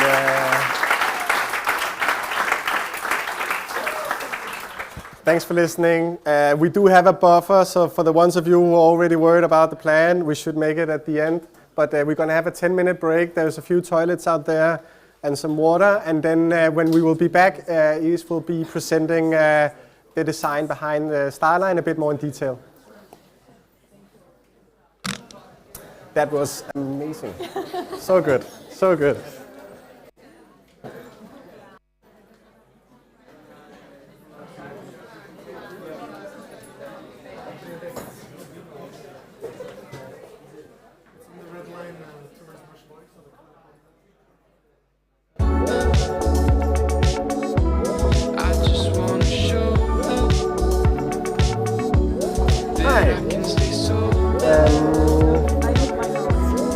Yeah. What I was, what is it on a Keynote or Google Slides or it's a presentation? Because what I was thinking that we can present from here. Yeah, of course. Alternative, what I did was I had the presentation on my iPad too, so my notes were on that. But then you have to change 2 slides. Yeah, that's maybe a little. Yeah. Hi. Remember when the public talks, left a micro to rec the speaker. Sorry? If you don't let micro to the public when talks, don't rec at the speaker. Okay. The conference no problem, but the public don't rec. Okay. Okay, of course. It's good. So this one goes in the pocket. This can go up here, right? It's fine, yeah. And then this one. Just put it. Okay. Oops. Test, yeah.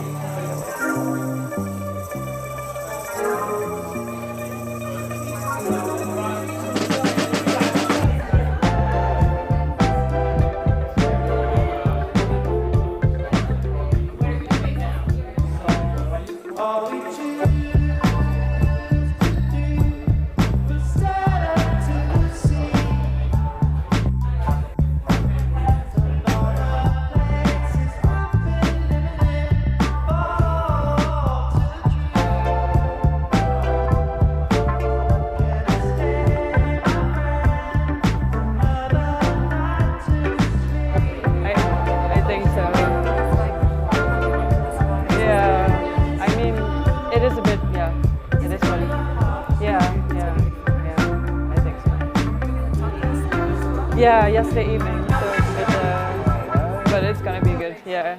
I need internet as well. Is that something that you... No, we don't have that. I can do a hotspot, yeah.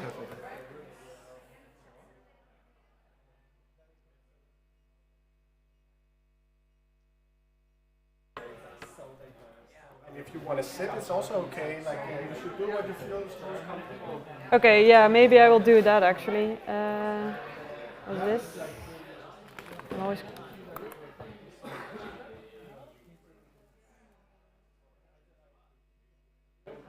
Oh.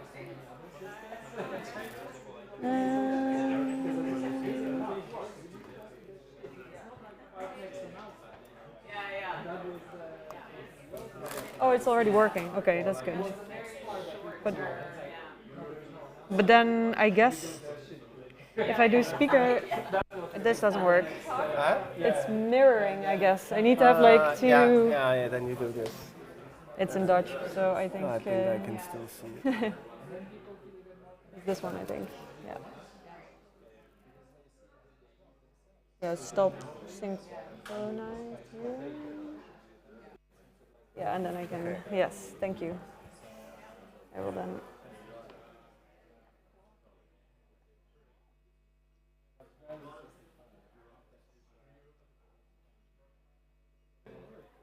We weren't sure how it would all come together, but it did.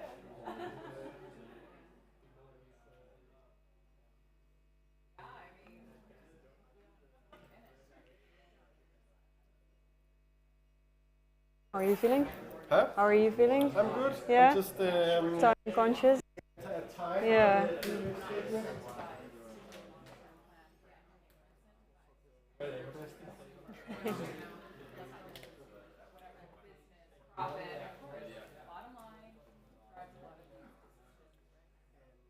should say a few words on like what would you just partner if I can make it? Yeah, I think that's and cleanest. should I mention what you do the 2 other days a week? Or just keep it to partner by the day? Yeah, I think it's probably for the best. Maybe mention how we worked together in the past or something like that. Yeah.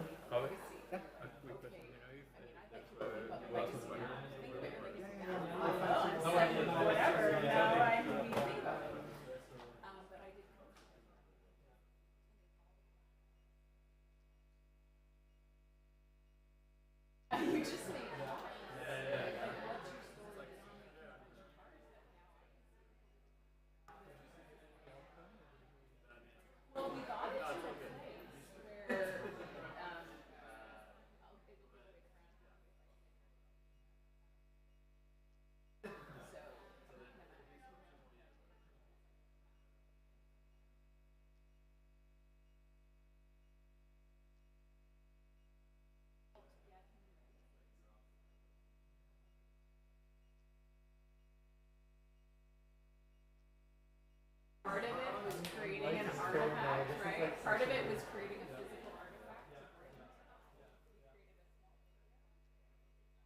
Could I just sit? I'm thinking about just sitting here. Maybe that's just good.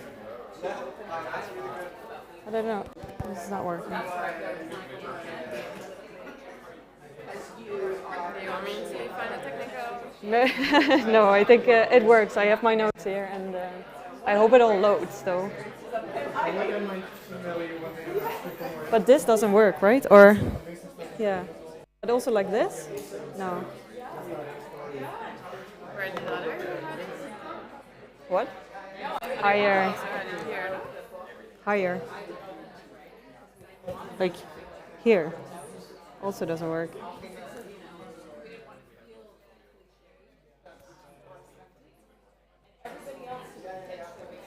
Hello? Then I have to do this. It doesn't work.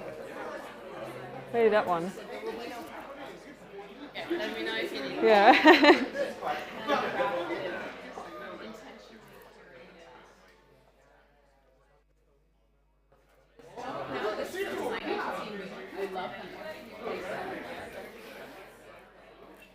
I don't think this is working, right?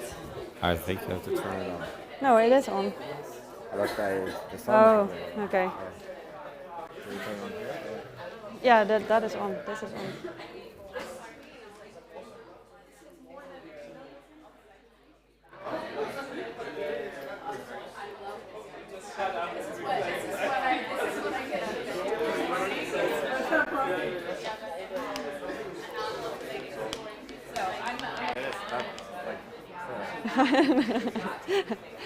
That you need to take a photo of Ollie with it. He designed it. I didn't do that.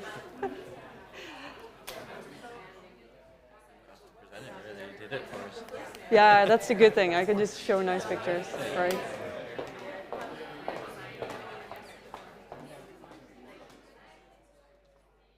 Mm.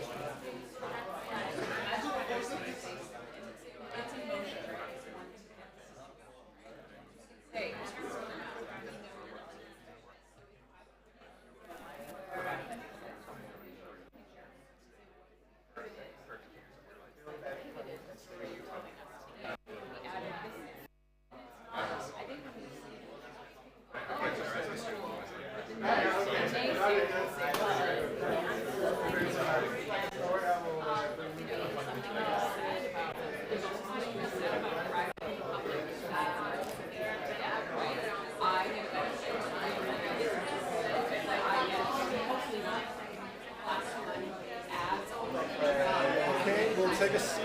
Okay, is this supposed to work though? Already? Or? I think it will work. Okay. But I'll take it. Yeah, otherwise I can use that one. All right, everyone, please take a seat. Please take a seat.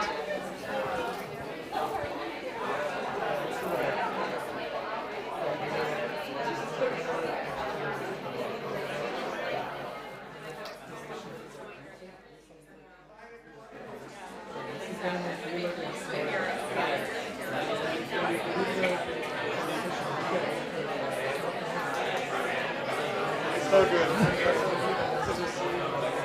No, I have to read.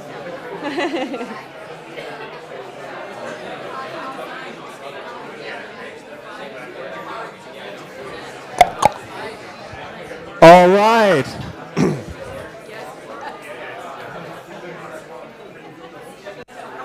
Please take a seat. Iris or Iris? Iris, yeah.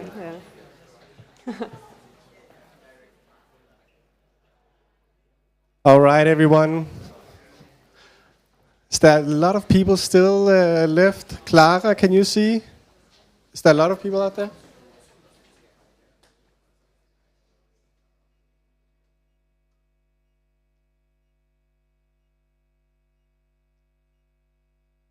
Hi, Mark.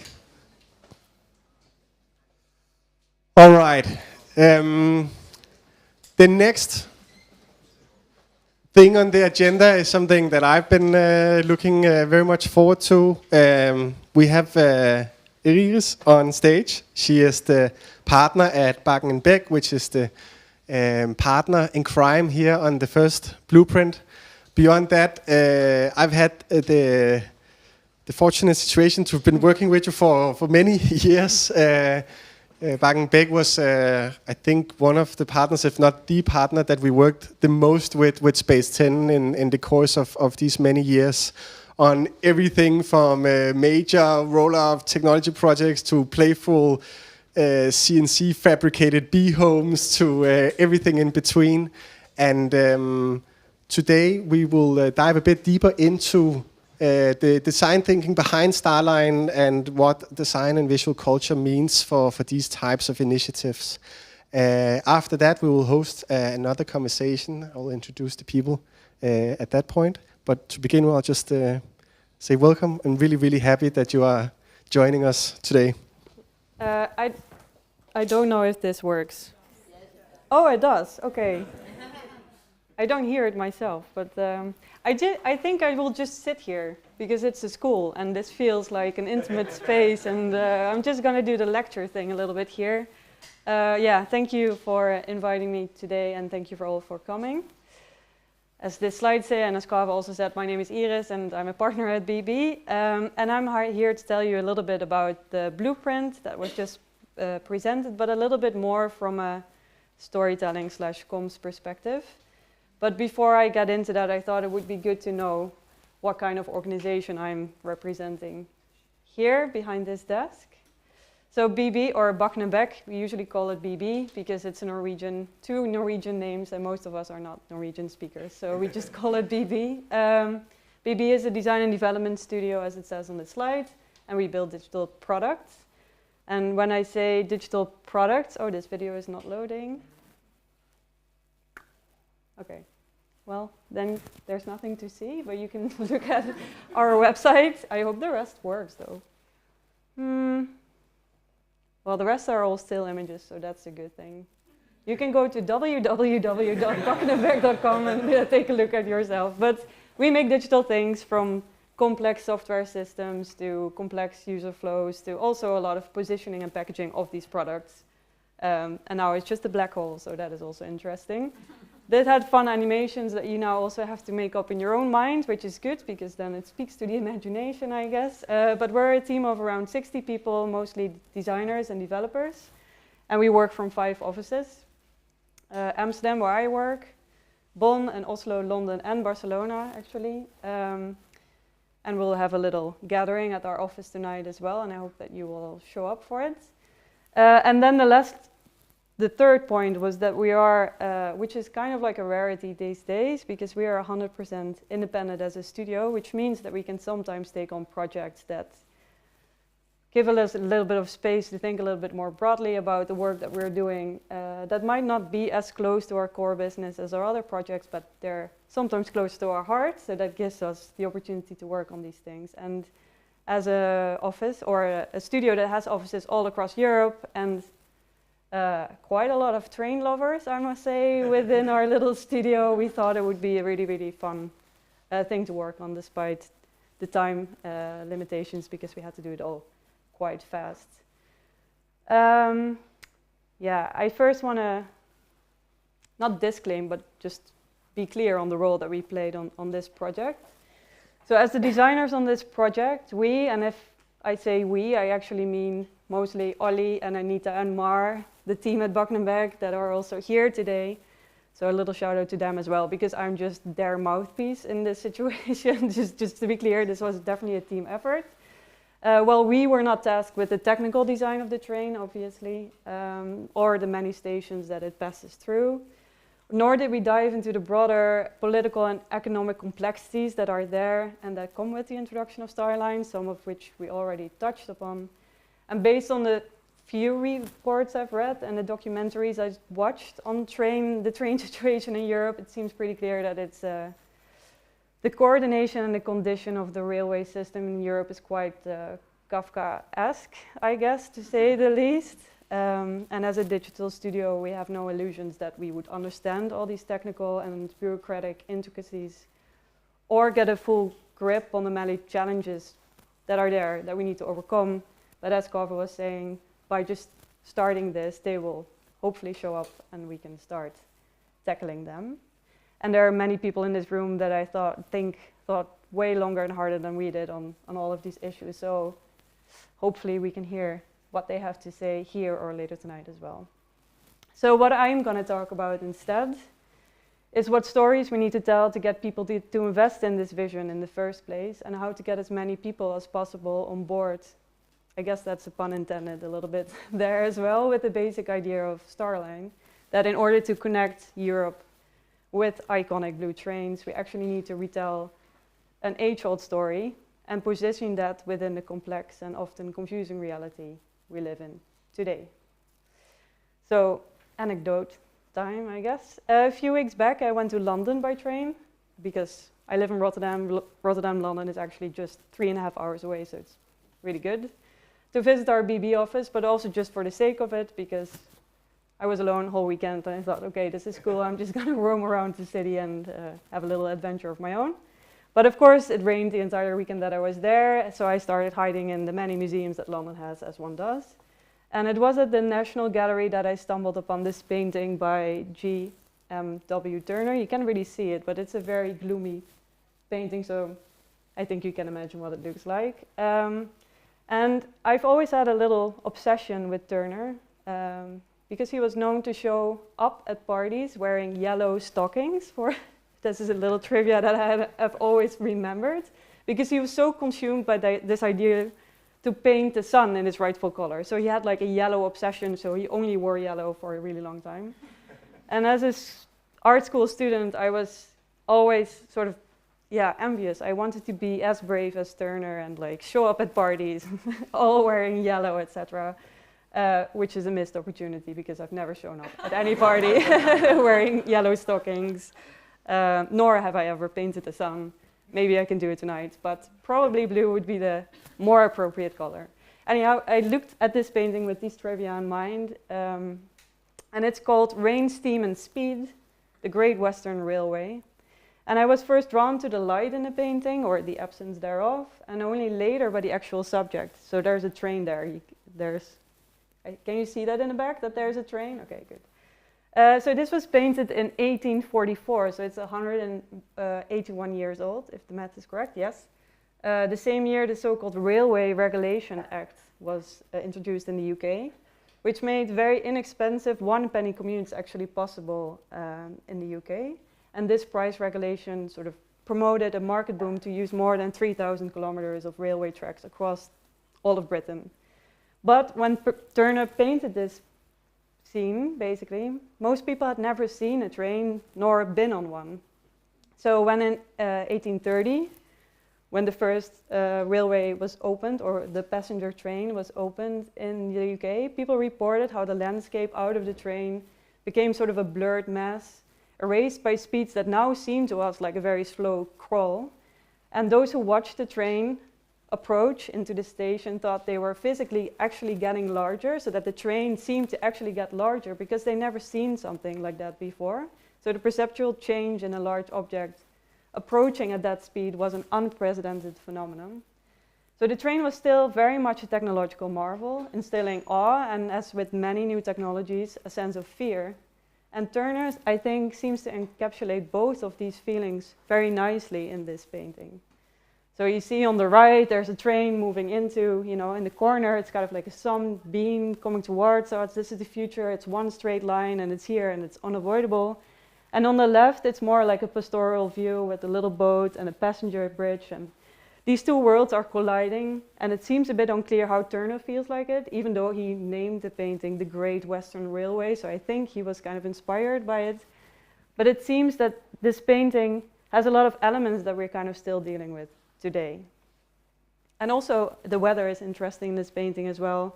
So it's drizzly, it's typically British weather, and the train just goes straight through it, ignores it, and this is kind of an interesting trope that you see still in visual representations of the train also up to this day.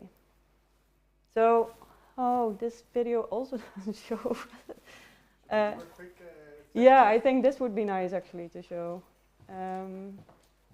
Wait, maybe it's me actually. Yeah, reconnect.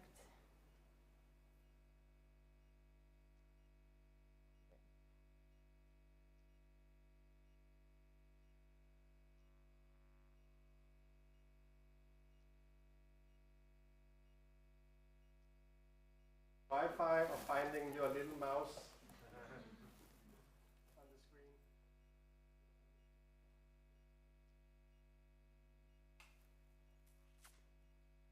Should I just, it shows now on this screen. That's a good start.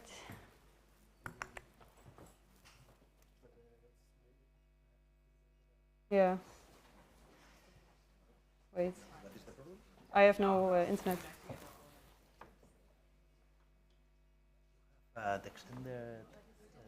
Yeah, it's here. Wait, maybe I can just. It's extended. You can move to the other windows. Yeah, it's not. I don't see the mouse either, right? Oh yeah, here it is. Maybe I should just. You can connect with duplicate. You can select duplicate. No, at this. Oh yeah, you mean like to. Duplicate? No. Yeah, I can, but I want to see my notes. Okay, it's not that important. I can also just continue my. Yeah. I just wondered if it's a keynote. I've had this problem before. Okay. No. Oh, okay. But it's. Sometimes when you're full screen, the video doesn't work. Yeah. Let me see. No. Maybe if I just pull it. Yeah. You need to duplicate the window. Okay. Yeah. Then I don't have notes, right? Then I don't have this. No. No, we show this. I want to see this on my screen, and that's like the video. You need to select. Oh.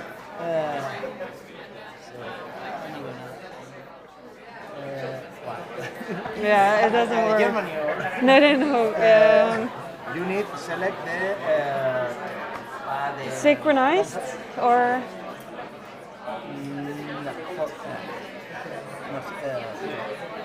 not duplicate. Don't say. No. And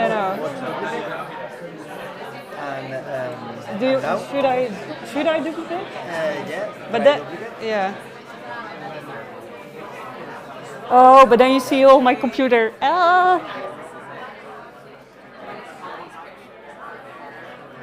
Yeah, but this doesn't work. I will just do it without the videos. I will just do it without the videos. Are you sure? Have an extended screen, not a duplicated screen. If have an extended, select the option, but it's in Germany. I don't understand. Yeah, I'm trying. Yeah, I'm trying, but yes, now it works. But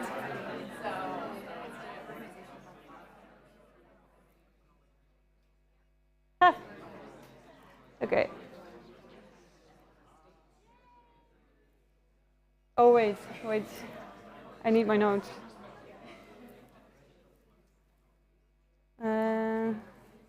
Yes, you can see all my notes now. Yeah.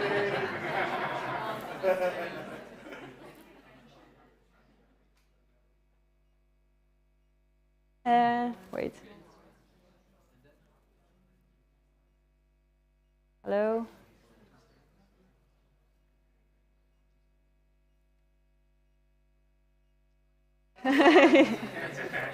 This should be on the agenda for... Do you need notes as well? Or? It's fine, yeah. Thank you. Okay, there's now a URL in the top, so deal with it. Okay, I guess this is one of these design problems that seem very trivial, but then... All right, everyone, we are back in the game. Okay, hello, I'm back. And there is now a train window, so I hope it will be fun from here on. Okay, so over the last 200 years, the train has changed our sense of mobility tremendously. It changed our view and the way that we experience both time and space in ways that are quite hard to fathom, I think, for us in this day and age. So in the 21st century, we have become somewhat used to the shrinking of time and space because of much faster means of transportations like planes, but also other means of communications like film and internet, etc., etc. And yet the train never really ceased to speak to our imagination. It has become a symbol for transitions, for leaving places and arriving at new places, for leaving people and places behind, and also new encounters. And while we're looking out of a train window, the landscape, the objects, and the people remain kind of unidentifiable and mysterious, while we seem to see ourselves always more clearly while we're on a train. So it's no surprise that the train has served as a dramatic character in many stories in the 20th century, from Anna Karenina to, can I click now? Or? Yes. To this beautiful book, The Mystery of the Blue Train by Agatha Christie. But it's of course not this blue train that we are here to discuss, nor are we here to celebrate the train as a relic of the past, as Kaveh has already mentioned before. We're here gathered to discuss a future vision for a trans-European transport network in this day and age. But of course we are not the first who have dreamt up this vision, nor are we the first to bring this vision to life through design and communication. The visuals we've created for this blueprint are rooted in a rich tradition, and I thought it would be nice to actually linger a little bit on this history before looking ahead to the next 75 years by zooming in on a very, very particular moment in the 20th century, mostly Western, late 50s till the early 70s, browsing through some examples of a very particular medium that was still quite then. It was a very strong medium to communicate things with, but we don't use that anymore. It's the poster. And actually I saw a lot of posters here, so it was nice to see that as well. So the European railways, they do not exist and have never really existed, at least not as an organization with that name, but it has been envisioned. So in the early 70s, there was this colorful series of posters expressing a desire for an integrated European railway system, and this is one of them, designed by the French painter Georges Mathieu. And the direct occasion was the 50th anniversary of the International Union of Railways, the UIC, or the, I heard there are French people in this room, so I'm probably going to butcher this, but it's the Union Internationale du Chemin de Fer, which was founded in 1922. So that was in the aftermath of the First World War and the Treaty of the Versailles. And since Turner painted rain, steam, and speed, the railways of Europe had grown as many separate concerns across numerous nations. And this led to disparate and conflicting standards. The UIC's aim was the worldwide technical standardization of railways. While it had members from all over Europe, all of the world, it was the participating European railway companies that had the main voice. It was founded in Paris, and there mission statement was to harmonize, which is a little bit related to orchestrate as a word. And you see that a lot in train landscape. People use the word harmonize a lot. And improve conditions for railway constructions and operations. And they have been doing that since this day, as far as I know. So apart from introducing a lot of technical classifications, etc., they also were the originator of the Trans-Europe Express that they founded in 1957. So I try to keep it very short. So the Trans-Europe Express is a collective name for very fast trains connecting the heart of 80 Western Europe cities, virtually without interruption at border stations. And the idea was for a network of fast and comfortable transnational trains that would be attractive to particularly businessmen and other regular travelers. And they were all first class, and they required some special supplements, so it's very like an elitist project. And they were kind of timed so that you as a business traveler could make a round trip within a day. And it was an initiative actually from a Dutch guy who worked for the NS, the Dutch Railways. So that's why also this poster is designed by a Dutch designer. And you see the three sort of diesel trains that they still use then, because electrification was still too fragmented for international travel. The identity was designed by this Dutch artist Joop Moesman, who allegedly hated working for the railways, but still created a logo that was very well known at the day and is also quite iconic. So it's the last one here in the row. And you can see it here on the poster as well, also designed by a Dutch guy, capturing the train's speed and its international character. And here you see again, like Turner's Sunbeams, it just comes into view, it has all the flags on it, and it has a very clear message saying like, there's now a train connecting all of Europe, not all of Europe, mostly Western Europe, and it was red, and that was basically all the information that was out there. And while the first posters were still designed by Dutch designers, soon designers from all over Europe started to follow suit. So this is from a Belgian guy who in 1963 positioned the iconic Edelweiss train, which was one of the TE trains, under snowy Swiss mountains, surrounded by basic information like how much it costs, the time it takes from go to A to Z, and of course the nature part of it. And there's a whole archive of posters like that where there's a super small train on big mountains, and this works really well. So there's one takeaway: if you have a tiny train, a big mountain, and a red train, it's really working. It's a captivating image. It works every time. So soon designers started to zoom in on and simplify the TE's most iconic features. So this is from a Swiss designer. He created this nice poster for the first electric train. And here you can see sort of like the traces of speed coming in, showing sort of the after images of the train's front, giving the impression of movie frames. And this is also the first use case of the Helvetica typeface, which of course everyone knows is now the quintessential Swiss style that maybe made things a little bit more homogeneous, but still it's a much loved typeface, I think. Swiss design was also in turn again embraced by other designers across Europe, like the Belgian designer André Pasteur, who did a lot for the European trail system.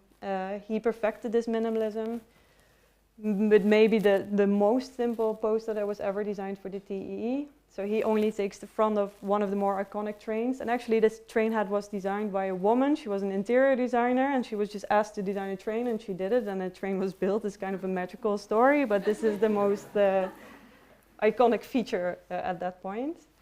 And then here's another poster by him where he would apply the same simplicity to a poster for the UIC, so not for the TE, as part of its 50th anniversary, promoting the loading capacity and power of freight trains, which is also part of the blueprint that we're discussing today.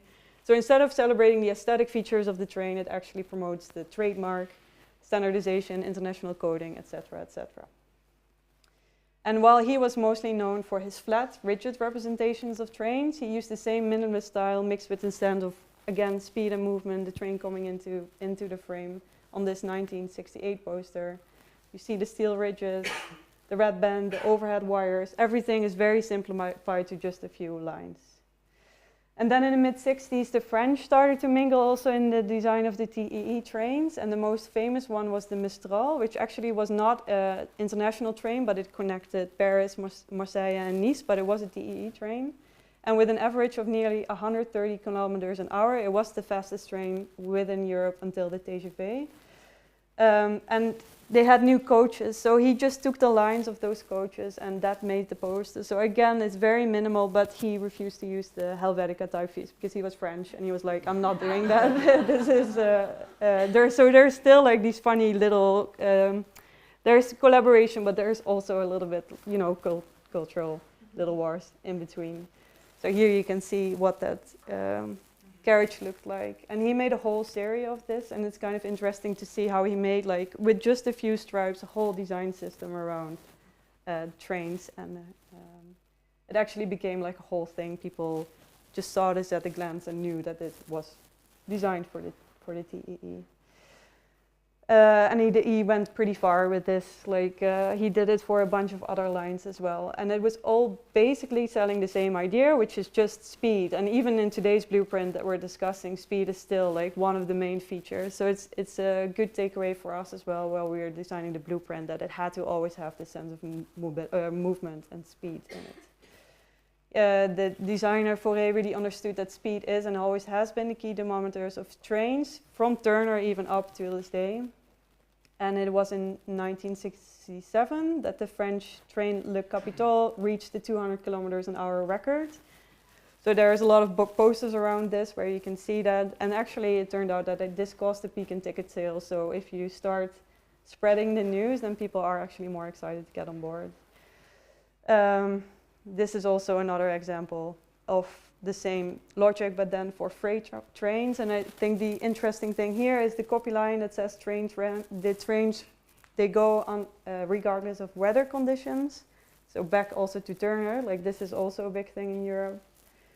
And this is actually not a TEE example, but a Deutsche Bahn example, which I thought was interesting because here it says everybody's talking about the weather, not us. And everybody, I don't know if there's anyone here who ever made use of the Deutsche Bahn, but it is it is a bit lol to see this this year. But yeah, these were the Mad Men years, literally. Like this is McCann that actually featured in Mad Men. So they really introduced more photography, clever copy lines, and even made it more simple. And it was a very successful campaign because they did it a few years later again. And then here the tagline says, everyone is talking about the weather, ... You know, you could fill it out yourself. But it's interesting to see how the progression of these copy lines work. So in the 70s, the UIC started to make their own posters in the same style. So they didn't hire designers anymore. They started doing their own thing. And this is again like showing a freight train at dusk or dawn. I never know how to tell. And here actually they become a little less clear. So they say, okay, the train serves the economy, and then there is a, you know, an image of a train and the sun, but it's a little bit more vague, I guess. So the simplicity of it started to break down a little bit. But this was at a time that the argument for getting European integration more on the map was growing, and there was really like, this was still the 70s where people really believed in it, so maybe they also needed to communicate more than this. And then a second poster at 1973 also consists of color photography and full color offset printing, so people also started to use the technology to the fullest. Well, some people said that when this was introduced, it was actually the end of the poster. But the caption states that the European railways are building the future, and it's quite a funky, abstract mix of colorful lights appearing on the horizon. There's no train inside. And actually, if this says, like, we're building on the future, the only question that came up in my mind is, like, whose future is actually being built here? Because I think here the picture really starts to fall apart. So taking a closer look at the UIC's prestige project, the TEE, it is good to repeat that this was a first-class means of transportation specifically designed for people with means. And while the TEE is an interesting project to look at from a storytelling perspective,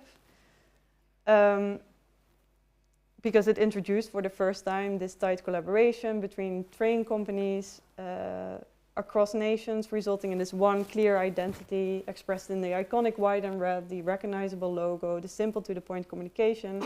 What always has been a pain point for both the TE and the UIC was the railroad system they organized could and should be used for a much, much larger group of people, something they, in the end, filled up to do. And that is, I think, one of the biggest learning points that we can take, that we don't want to make trains anymore that are just for men in suits and women doing their hair in a really big garage. So the TE network reached its largest extent around 1975, but soon afterwards the decline started. So aviation increased and became more affordable, and TE trains were comparatively very expensive. And at the same time, high-speed trains emerged, such as the TGV in 1981 and the ICE in 1985. And they offered actually second-class tickets, which appealed, of course, to a much larger audience. So on this last poster that they published, you can see a last attempt of speaking to a more family touristy-oriented narrative, moving away for the businessman story and also from like the speed and technology, the quite masculine story they have been telling so far.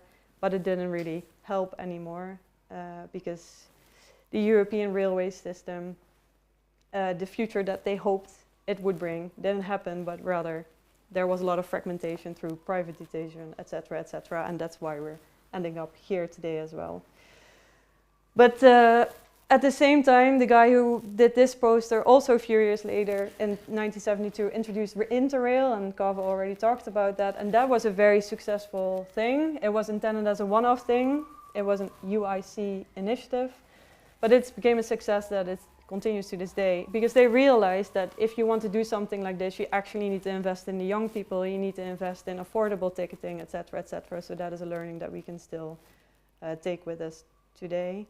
And I thought this was an interesting example, and then I stopped giving examples because it's clear that in the 70s times were really changing, so the narrative was really changing. So this is the last poster that the guy who did the series of posters with all the movement, he made this one as well, and he won a big prize for it. And it's the first time that trains and the environment were actually combined in one image, because this was in the 70s when the Club of Rome presented their report, and there was an oil crisis. And this is actually the beginning that the train was very much brought into contact with the environment, with clean air, etc., etc. And that is also a legacy that we're building up today. So here we are again. So I provided a very small window into how designers have helped to bring the vision for a European railway system to life, even though not entirely successful. But by looking at this tiny slice of design history, it's good to realize that in essence, we're still trying to do the same thing. They're still trying to convey the same values and selling points. So the celebration of different countries collaborating, the desire for a European identity, an icon that we can rally around, showcasing iconic landscapes, the combination of nature and tech, the train being able to cross all these landscapes, etc. Focus on speed is still very important, the shrinking of space between the different cities, etc. But also selling the train not just as a means of transportation, but as a way to create cultural and economic connections to build that stronger European network. And what we also want to do is continue the work that was only starting at the beginning of the 70s, so positioning the train as a means to move forward into a more accessible, more affordable, and more sustainable future. So when we started this project, and I'm not going to read this all, we had a very limited time, and we want to do a lot of different things, because Kaveh came to us not just with this iconic blue train idea, but also with a ticketing system and maps and art in every station and interior design. So we had to okay, we need to narrow this down a little bit, or at least work with some principles.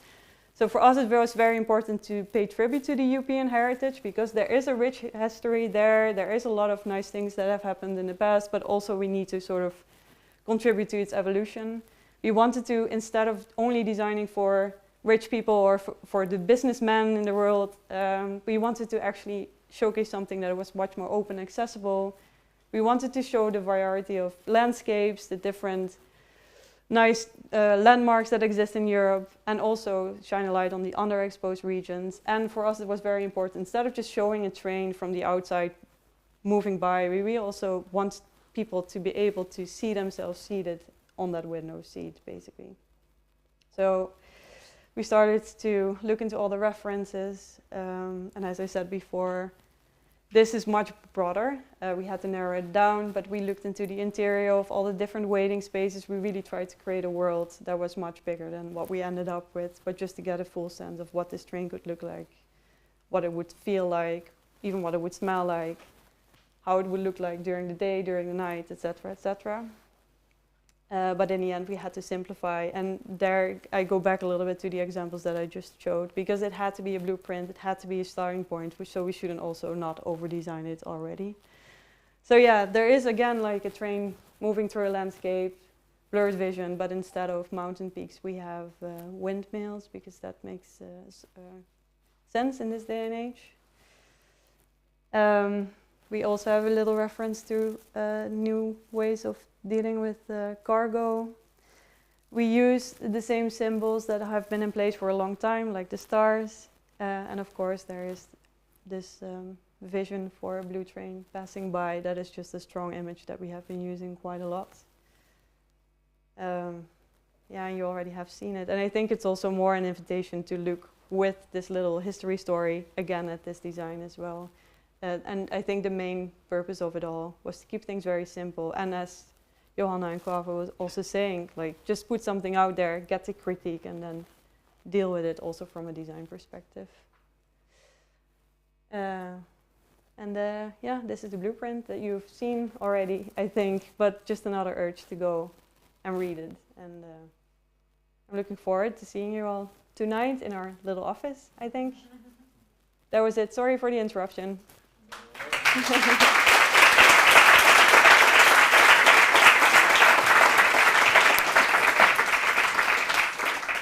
Thank you so much. You're not quite done.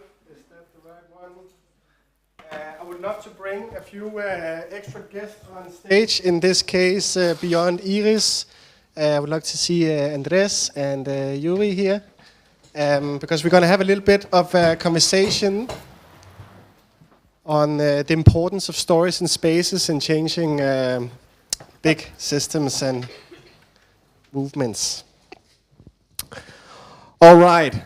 How are we doing out there? Are we doing good? Somebody's complaining that the sun is shining, or no? Okay.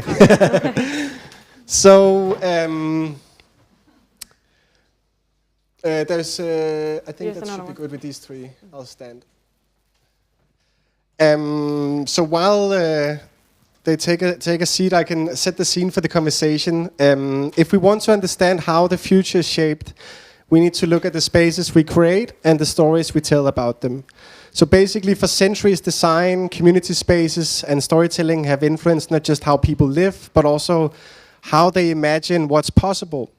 And physical and digital spaces today set the stage for culture and interaction, while stories, whether in journalism, design, or entertainment, shape our understanding of what evolves and what doesn't. So today we're going to talk about that intersection as an extension of Iris' presentation, and how storytelling helps society see what's hidden or shift the way we perceive the world. We have three amazing people here on stage. We can start with Andres, I think, who is almost some sort of local hero. I feel every time I'm here in Barcelona. You know everyone around you, but we have known each other for, I would say, more than 10 years now. We met each other first time at Trailer Park Festival, since then through I Am, which you are co-founding with your partner in life and partner in work, Lucy. We have done work together in India, in Mexico, in Copenhagen, in Barcelona, and I think in particular for today, you also have some very strong thoughts on borders in general, at least the lack of, and have done a lot of work around this idea of a citizen and what that means. So we're really excited to have you here today. Iris, I think you all by now know and have introduced herself.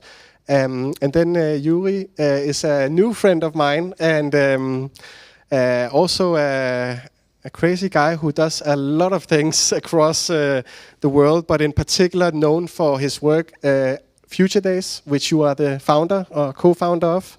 And for the ones of you who don't know, Future Days is this amazing festival that takes place in Portugal and potentially also other places in the world, which is really trying to bridge storytelling and spaces and reimagining how we live and how we design things going forward. And then I'm also happy that I convinced you back to your town of Barcelona, even though you are in your daily life spending most time in Portugal, in Lisbon. The first question is for you, Andres. Stories can reinforce dominant power structures, but they can also be tools of resistance, imagination, and change. And the way we talk about the future, whether through media, policy making, or design, basically shape what's possible. You've spent a lot of time in this intersection of technology, culture, and narrative. How do you see the role of storytelling and shared spaces in basically trying to shift these collective futures and shift where we are heading? Well, thanks for the invitation, Kobe. Very happy to be here, and thanks for you for deciding to spend your a sunny Saturday time in this room. Before and as part, I guess, of addressing your question, I want to share like the minimum viable version of my positionality statement, so that just give a context into the thoughts that I will share. They might be strong depending on the audience or not. But the 3 bullet points is essentially that I identify myself as a Latin American immigrant in Europe. I was born in Bogota, in Colombia, and I have been calling Barcelona my home for the last 16 years. In that process, I have been a student, a Latin American student, or Colombian student in Europe, particularly in Spain, then moved into a resident. I think there was a step in between. Then I applied for the citizenship. So essentially, in the period of 16 years, I have been both like outside and only for the last 4 years I have the same rights, because I now have a passport from Spain. I now have the same rights as my neighbors, as my coworkers, but I spend most of the time as an immigrant with not the same rights. So every time, and I was discussing this with some people that are in the room that share this identity, being on this kind of a stage talking about the future of Europe is like, am I entitled to be in this conversation? Even though, let's say, like my citizenship status is different now. So that's one part. The other part, very briefly, is that I'm a father since I became a parent 2 years ago. That shifted my positionality in the best way possible. The other thing is that my purpose in life is guided by the encouraging myself and others to practice hope, in particular critical hope. I believe that hope is action, so that's kind of what drives me. And last but not least, I have been dedicating the last 2-3 years of my time to shape a master program here at Elisava. So I'm also in my second home. I'm the director of a master in design for responsible AI. So all of these parts of my identity are coming together now in what I want to say, which is actually brief and start with a story. It's a story that was told 100 years ago, more or less, in New York, in the World Fair. It was told by General Motors, and it was titled Futurama. It was a story that was actually an exhibition with a lot of budget behind, where a designer that used to work in Broadway, a famous designer, recreated this vision for a world or cities that were designed around highways, that were designed around large suburbs and cars. Fast forward to the present, we're living the consequences of that dream, of that vision, of that story that was told, that was quite influential, particularly in the US, but of course elsewhere, because the pollution of air doesn't know about identities or borders or viruses, all of that. So this is the role of storytelling, right? It is quite a big role, and I want to just briefly share that we can think, and this is part of our practice at IAM, that futures are really stories, and I really like what you say. This is a direction, because then a story with a direction becomes a narrative. And that's the power of futures. That is the opportunity, I think, for many of us in the room. As long as, I think, from a responsible perspective, we think of the following question, which are, who are the ones invited to create and share these stories?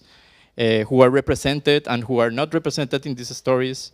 Which perspectives might be overrepresented? Whose imaginations are being reflected by these visions of the future, and then ask ourselves, whenever we look into these kind of proposals, and I think this is, the starting point of what you're sharing, the purpose of what you're sharing, is who is we and who is Europe. Before getting into the details of if something like Starline will work or not, and this is important, and I bring another story just to close and wrap up this part, is a series that was released on Netflix some years ago called Snowpiercer. Anyone in the room is familiar with it? It was directed by the same director of Parasite. So Korean, but actually it's based on a French novel. And it is based on this dystopic future where geoengineering project that was trying to address climate change failed.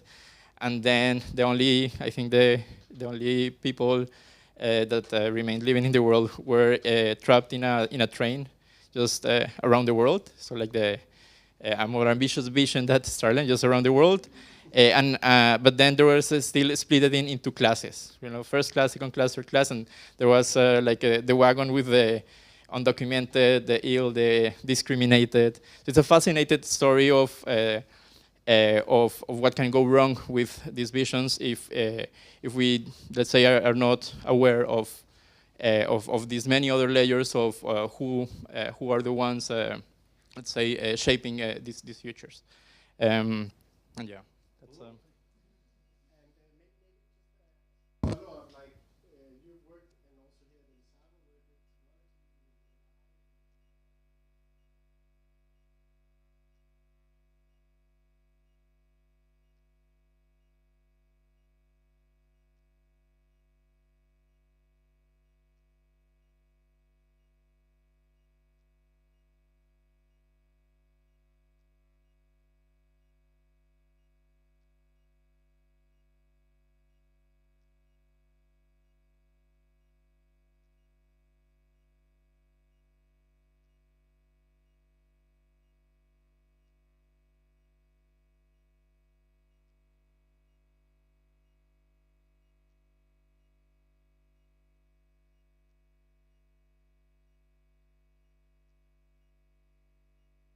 Yeah, big topic. I'll try to keep it short.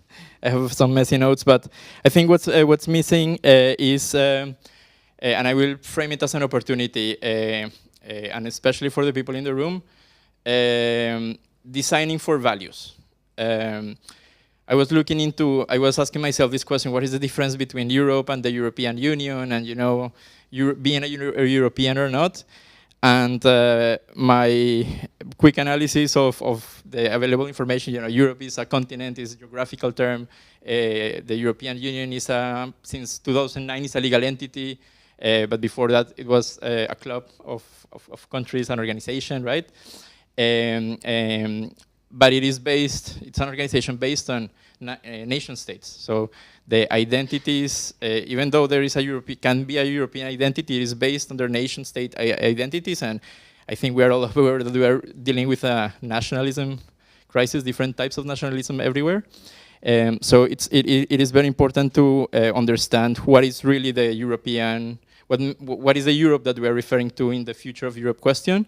And then you look into the European Union website, and there's a list of values that got me inspired and aware of the privilege of being now a citizen of Europe, being able to live my life here. And those are values that are very tied to a bigger universal framework that I think is left behind, and that we in IAM are trying to bring to these conversations, which are the human rights. In fact, this is also a prompt for an invitation to on the 27th of March, here Thursday, 27th of March, 7 p.m. in this room. We will have a conversation about human rights-centered design with an artist and a lawyer that are working in these topics.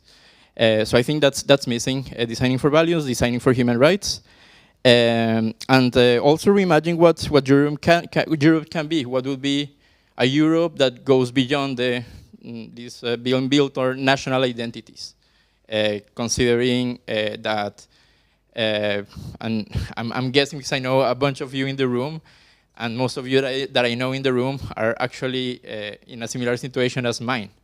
You know, it's like a Brazilian who came after this study, or someone who was in the US and moved here from Denmark. So I think that's a huge opportunity. You were bringing, well, someone was bringing earlier the topic of the American dream, right? And there is this, I guess, in terms of stories and narrative, the opportunity of a European dream. But that's the dream that many people, sorry for being this, bringing this topic, but we are letting thousands of people drown in the Mediterranean Sea. We cannot ignore that. And I think this is an opportunity that if we design something as a Starling, for example, even something as concrete and ambitious as that from the perspective of values, of solidarity, for example, this would get the political traction maybe that these kind of ambitious projects need. I don't know, yeah, keep it there.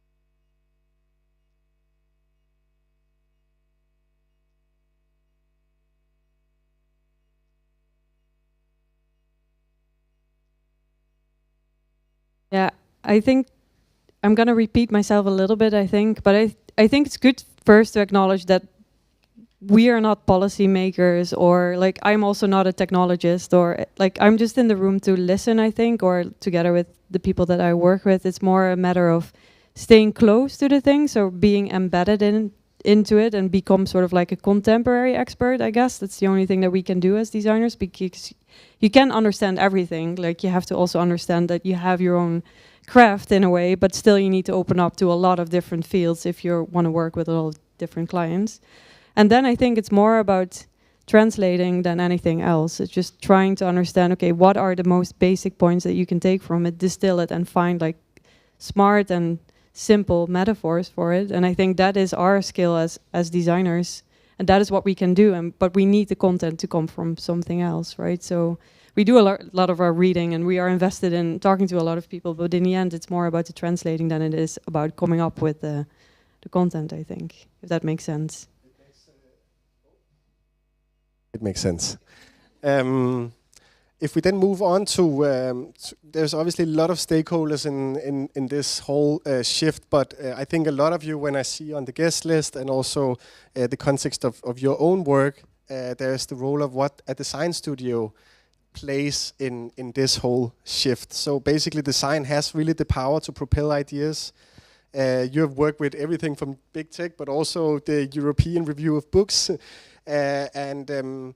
What role do you think studios like yours play in bringing these ambitious projects to life? And like, what major shifts do you actually think studios like yours will need to adapt in order for us to move forward?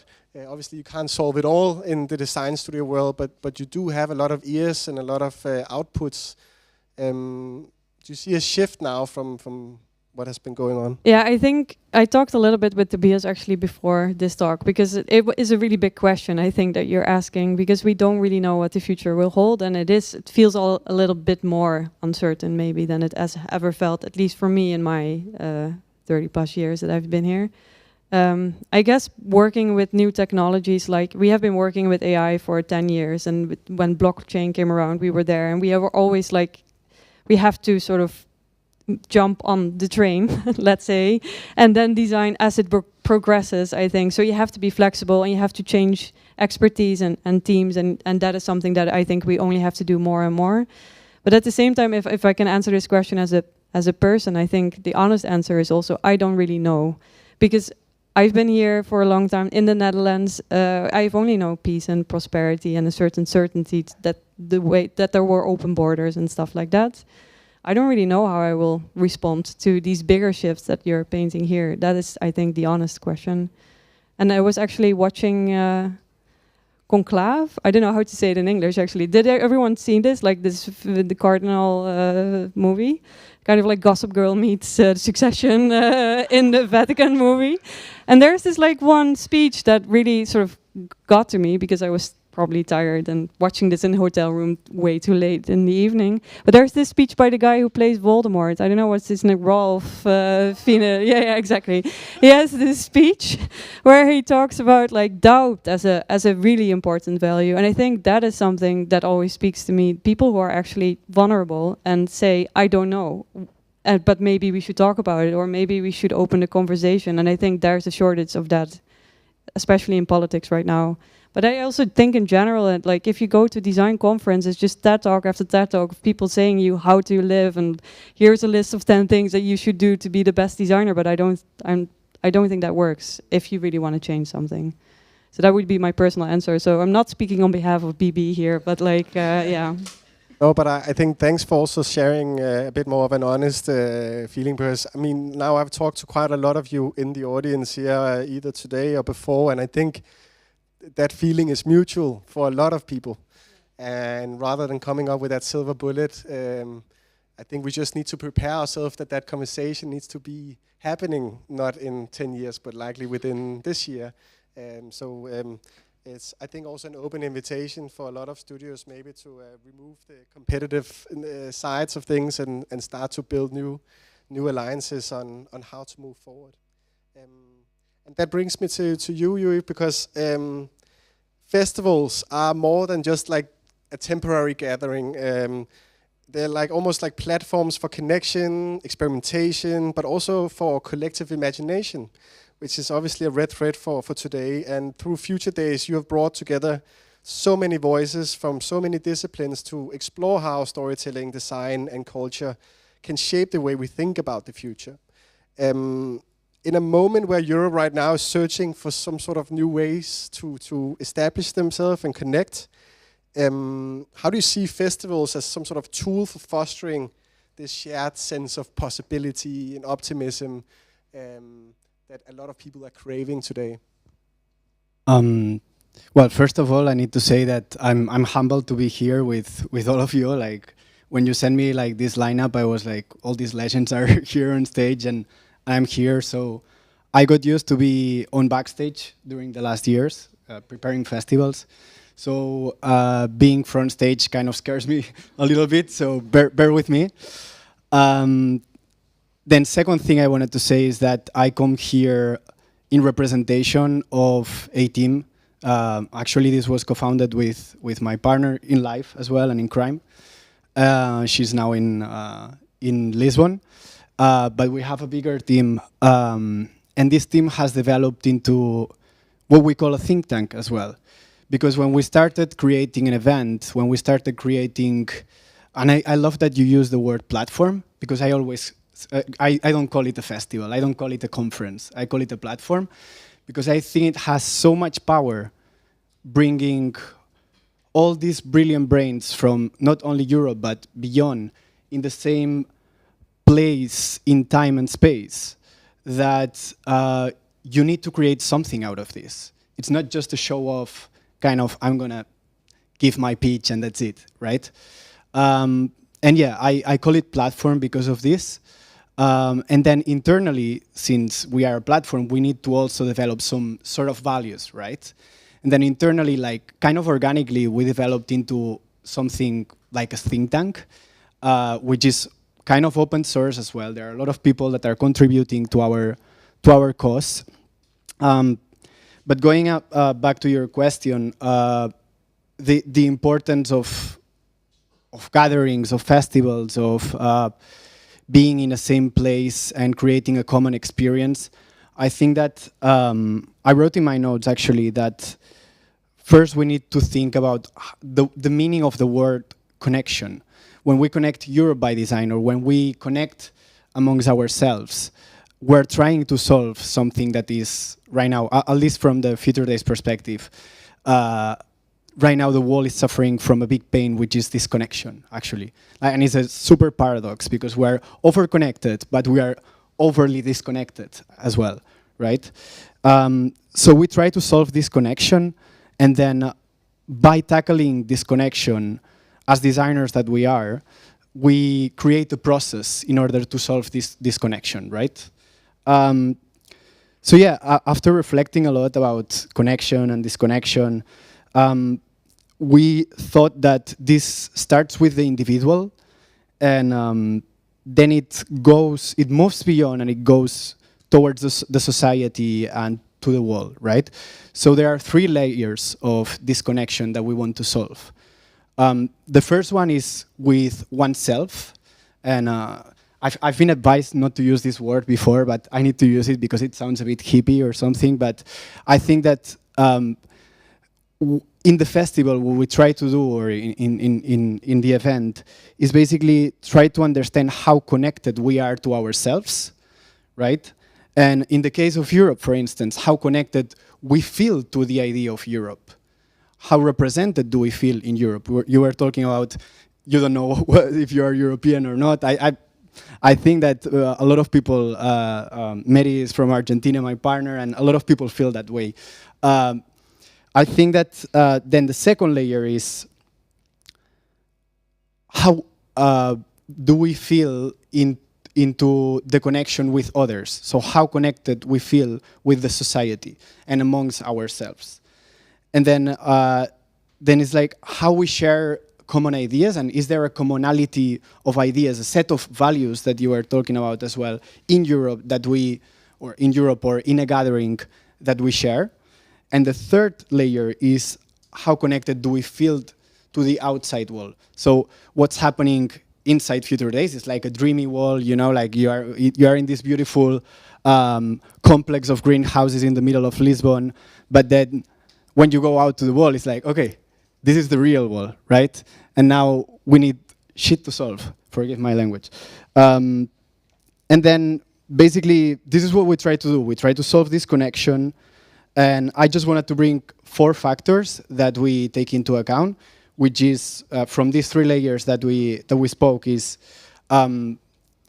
psychology, ideas, space, and time are kind of the vectors that we use in order to create a moment for all of us to gather and experience something unique. And I think this is very powerful for Europe and for the world to do. And maybe a last follow-up question, like, because you're touching upon like this idea of building communities, long-term collaborations are as important also as the conversations that happen in the moment.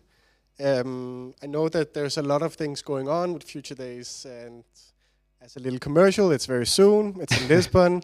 I think it's still a few tickets left. We are going to be part of it with 21st Europe in a lab, but I've also seen that we're not the only one touching upon design and policy in Future Days this year. Could you maybe like briefly just touch upon what are the plans for Future Days this year, and why are you bringing in the UN and the EU and other institutions to something that normally would have not seen that as a part of the lineup? I think that we naturally moved more towards governance and, you know, like exploring the future with a systemic way.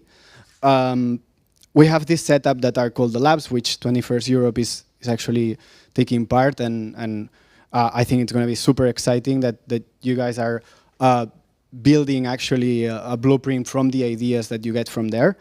And then I think that it's very important that we bring stakeholders like that. You were talking as well about the 3 layers, right? Like the private sector, the public sector, and then the creatives.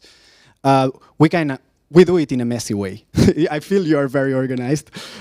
We do it, but we do it all at once, everyone there, you know, and all creatives come there and they establish a conversation. It's a moment where you can talk with someone at the United Nations or someone at the European Commission or someone at the Ministry of Justice of the UK to actually have a creative conversation on how the future could be like. And then you spark new ideas into their brains, which someone was talking, I think you were talking about this, hopefully planting a seed that will grow in the long term. And is there last advertising you want to make for the festival, or a link they can go to? Buy tickets, there are still few left. It's the 30th of April, 1st of May and 2nd of May in Lisbon. I've seen few people from Lisbon here, so hi. And I hope to see you all there. It's going to be exciting. And then maybe just with 1 or 2 words, I know I'm stretching it a bit, but if you could design any blueprint for Europe's next chapter, what topic or subject would it be? And due to time, it needs to be more of a tease than a full unfold presentation. I start? Okay. Sorry, you said again the question. What blueprint would you design if you could do one? Yeah. I was very excited about this question actually. I will I will cheat and I will give 2 answers very, very quick, right? So one is foreign affairs by design. I think that we've been talking, I was very excited about, like a lot of people bringing this topic up, because I think that we need to see Europe as an entity that is part of a global interdependence. Right, and I think that global interdependence is a very, very key word that we need to use for this blueprint. I'm just leaving it here. And then the second one is representation and coexistence by design, which also means like what is Europe? What is being a European? I'm from here. I belong to a minoritized language and culture, which is the Catalan culture by history, and I think that. We as, let's say, I see my parents when they were talking about the birth of the European Union. It's like the Europe of people, right? The Europe of dreams, and we will be represented. Well, I don't see this representation right now in the European Union. So I think that I would love to see a blueprint related to this. How do we represent? Fully noted. Iris?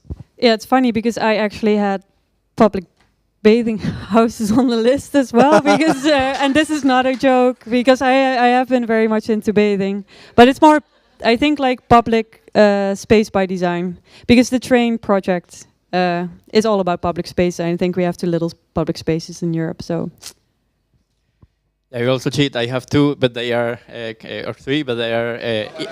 I can already say but 3 is out of the question. Interconnected they are. So. First one, intercitizens. I would like to bring back that starting point that we started in IAM of exploring, more than intercitizens, intercitizenships, like the evolution of the institution of citizenship in the European context. Second one is intergenerational futures. I think that Europe has a massive opportunity of rethinking that futures as synonym of young or youth. And the last one, from my biased experience as a parent, is the role of motherhood as the fundamental institution of humanity. And I want to plant a seed. Mothers and allies of mothers, we all have mothers. And I'm calling for a mother's strike. I will leave it there. Thank you so much. Thank you again. All right. There is a sun shining and some cold beers waiting in a fridge, but we also have one more really exciting conversation. So now we are freestyling a little bit, and what I would suggest is, while the 3 guests are joining us on stage, the rest of you maybe could just have a little bit of a chat in the room while standing up, so you're not all falling into the cinema seat. And then we're going to gear up for the last conversation before we're all going to start to get to know each other, both outside here and then later at Bakken and Beck.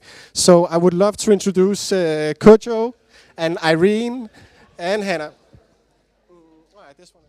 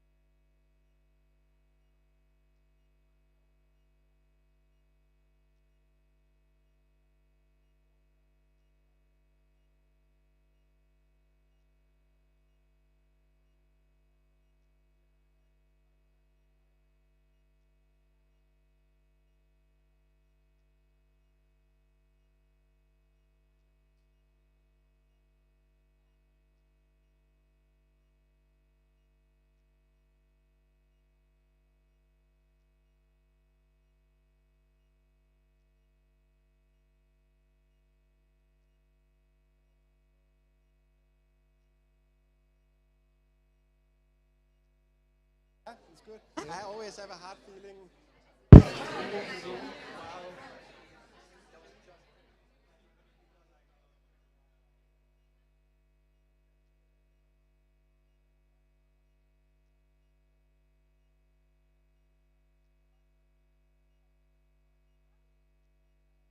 All right, everyone.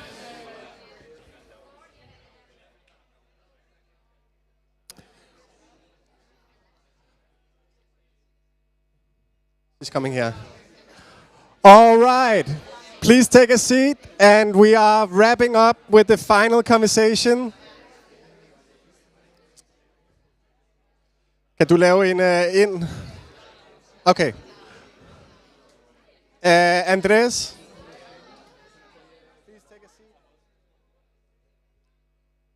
All right, everyone. Nick, please take a seat.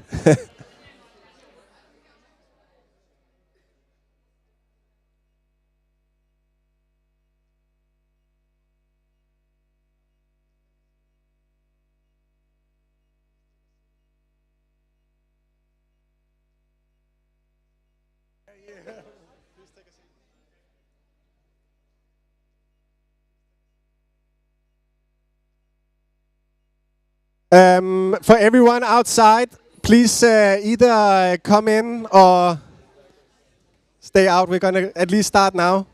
Clara, can you see if we're missing anyone?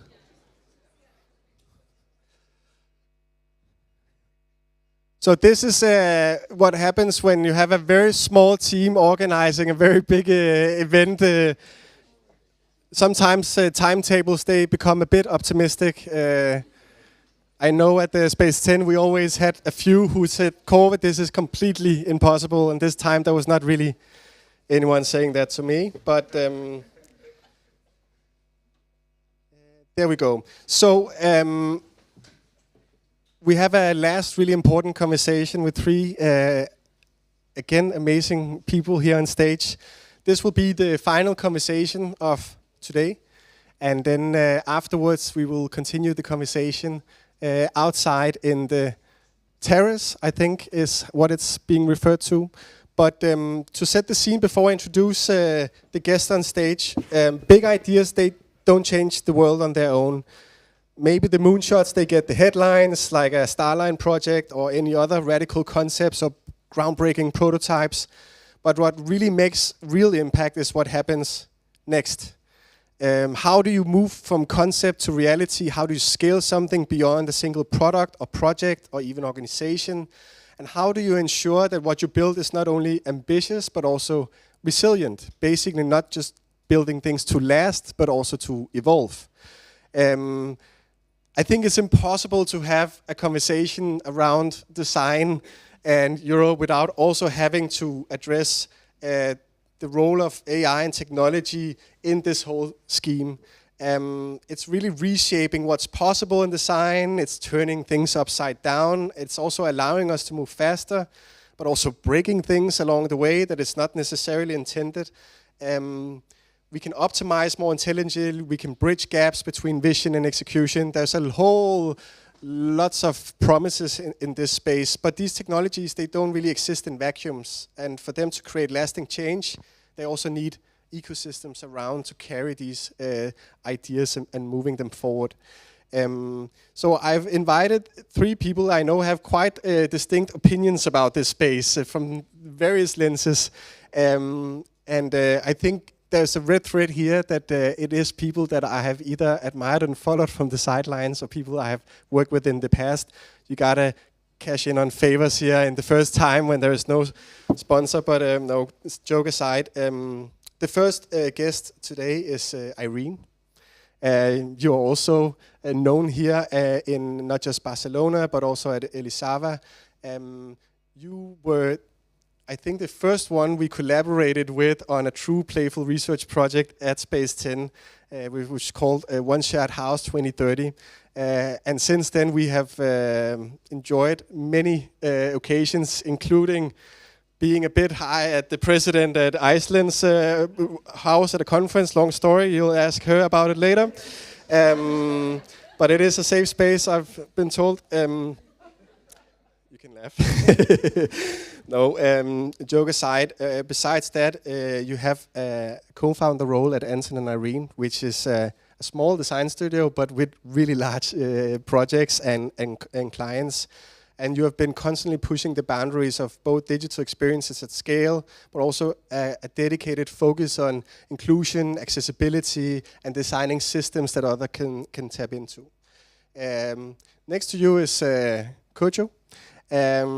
You are based here in Barcelona, originally from Copenhagen, where we know each other, also former head of digital at Space 10, before you chose to spread your wings beyond the playground in our space, and are now working as a founder in this intersection of AI and software and startups and investments. You're probably one of the people I know who's the most connected within all sorts of things, including yesterday where we were needing 200 beers and Kojo just took his phone and called 2 people and helped us solve a lot of it. But in this capacity, obviously, the whole idea of AI and ecosystems and how to invest and build is your hat today. And then last but not least, we have Hannah, who is from here in Europe, not Barcelona, but are currently living in the States, in New York. You are the global managing partner and also head of emerging technology at ManyOne. And you have a lot of interesting perspectives, not just on data and technology itself, but also how you bridge that into real-life applications. If we start with you, Irene, design, I think for you is often a tool for exploration and questioning all sorts of assumptions. You're reshaping interactions, making ideas tangible. You often choose to take a very playful approach to your work, and it's very research-driven. Some see play as a distraction in all these questions around serious design at scale, but why is it so essential for real change to also be playful? And how does it help create projects people truly engage with? Maybe you can share, I don't know, some examples that could share light on this. Yes. So in my family, almost everyone has a PhD except for me. And one thing I've learned is that nobody reads anyone's PhDs. And one of the main reasons is because it's written and displayed in a way that's very boring and inaccessible. And that doesn't mean that the research itself is boring and inaccessible. In fact, it's quite the opposite, right? And in fact, right now, my partner also has a PhD. No one has read his dissertation either. And one of the things that I think design is really good at is making really boring information really interesting. And sometimes also that boring information can be the wrong information, right? And I think a lot of us work, you know, helping other people make a lot of money. That's kind of our job as designers. And I'd rather flip that, and rather than help other people sell shit, I'd rather help scientists or interesting people tell their story.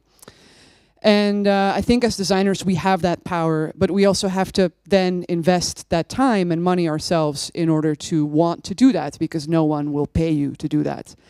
As Kove can tell you tonight as well. So I think the most relevant project that's very relevant for Barcelona is that my partner, who is a demographer, wrote this incredible piece of research about how the streets in Barcelona are mostly named after men. And I read his research paper, and it got published, but in publications that nobody reads. And I, at least, scientists read, but it's not in the, let's say, the world of, wallpaper or something like that, right? And so only 8% of Barcelona's streets are named after women, which is actually not that bad, because it's only 10% worldwide. So we're not doing too bad in Barcelona. And so I read his article and I read his research, and I said, this should be a design project, because people should know about this, and no one is going to read this paper. So why don't we make a website out of it, make it interactive, make it fun, but also distill, this huge amount of research, which is, it's a high barrier of entry, because very few people want to read that much information, and just take the core of it, which is that it's pretty shocking that only 8% of Barcelona's streets are named after women. And so part of the idea that we actually kind of started when we started working with Kova almost 10 years ago now is this idea of playful research. And research within it of itself is very important, but unfortunately it's very dry. And so if you make it playful and you find the story that, a designer can find, or an ad person can find, or a great copywriter can find, right? Then you can actually tell important stories that actually matter to society, and not just help Apple sell another stupid phone, So that's my answer to that.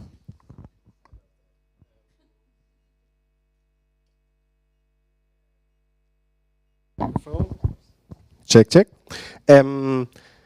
As a relation to this, we have talked a bit about accessibility lately, and that is often treated as some sort of afterthought. But your current work is now bringing it to the forefront of design.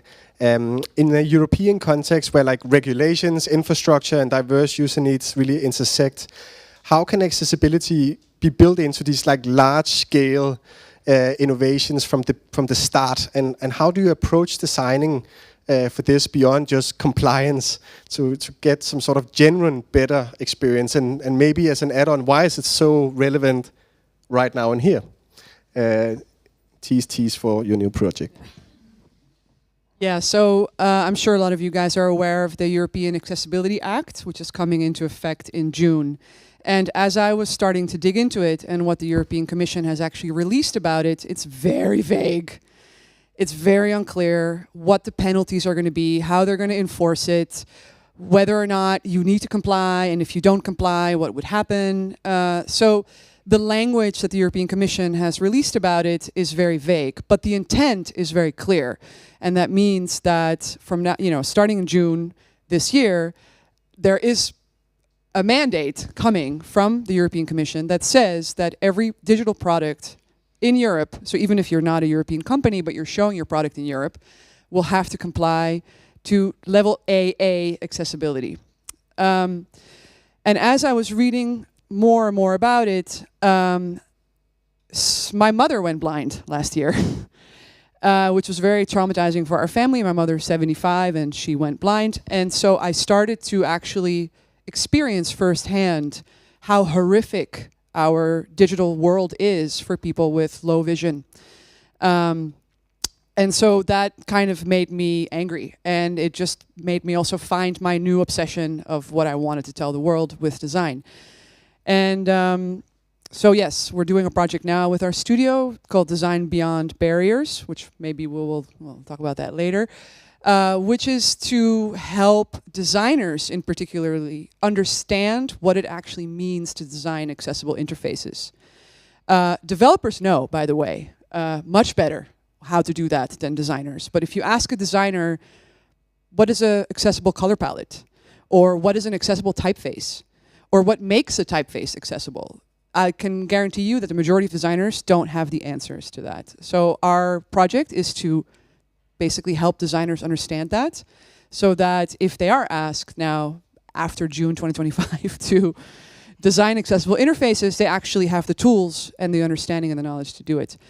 And I'll add one small thing to this, which I'm very inspired by this day, and I'm inspired to actually see so many people here. It's something that, I know Kova for many years, and I know he's very passionate about it. One of the reasons why we wanted to partner with Space 10 in the first place, because so am I. And I just want to say one thing. When it comes to Europe, people tend to talk a lot of, it's like always this negative thing of like, oh, Europe can't get their shit together, and Europe can't do this, and we have all these problems, and there's people that are drowning, and it's like, yes, of course, this is all true, right? But I also just want to sort of change that or challenge that and say, in my lifetime, I'm 42, I experienced the first train travel across the border from Holland to Belgium after Schengen and not having to show my passport. That happened in my lifetime. That's huge. I remember being in Italy on vacation when we switched to the euro. And that's huge, I remember when the ICC was formed in 2002, because they didn't basically know what to do with Milosevic, so they had to create a whole new court system so that we could trial war criminals in The Hague. I remember that.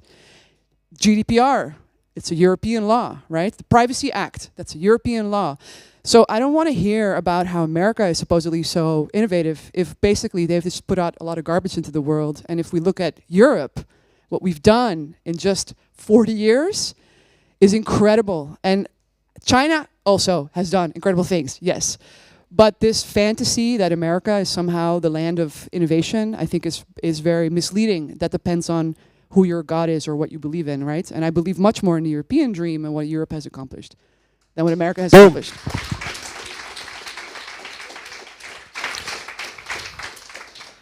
I'm pretty sure that is what you call a mic drop.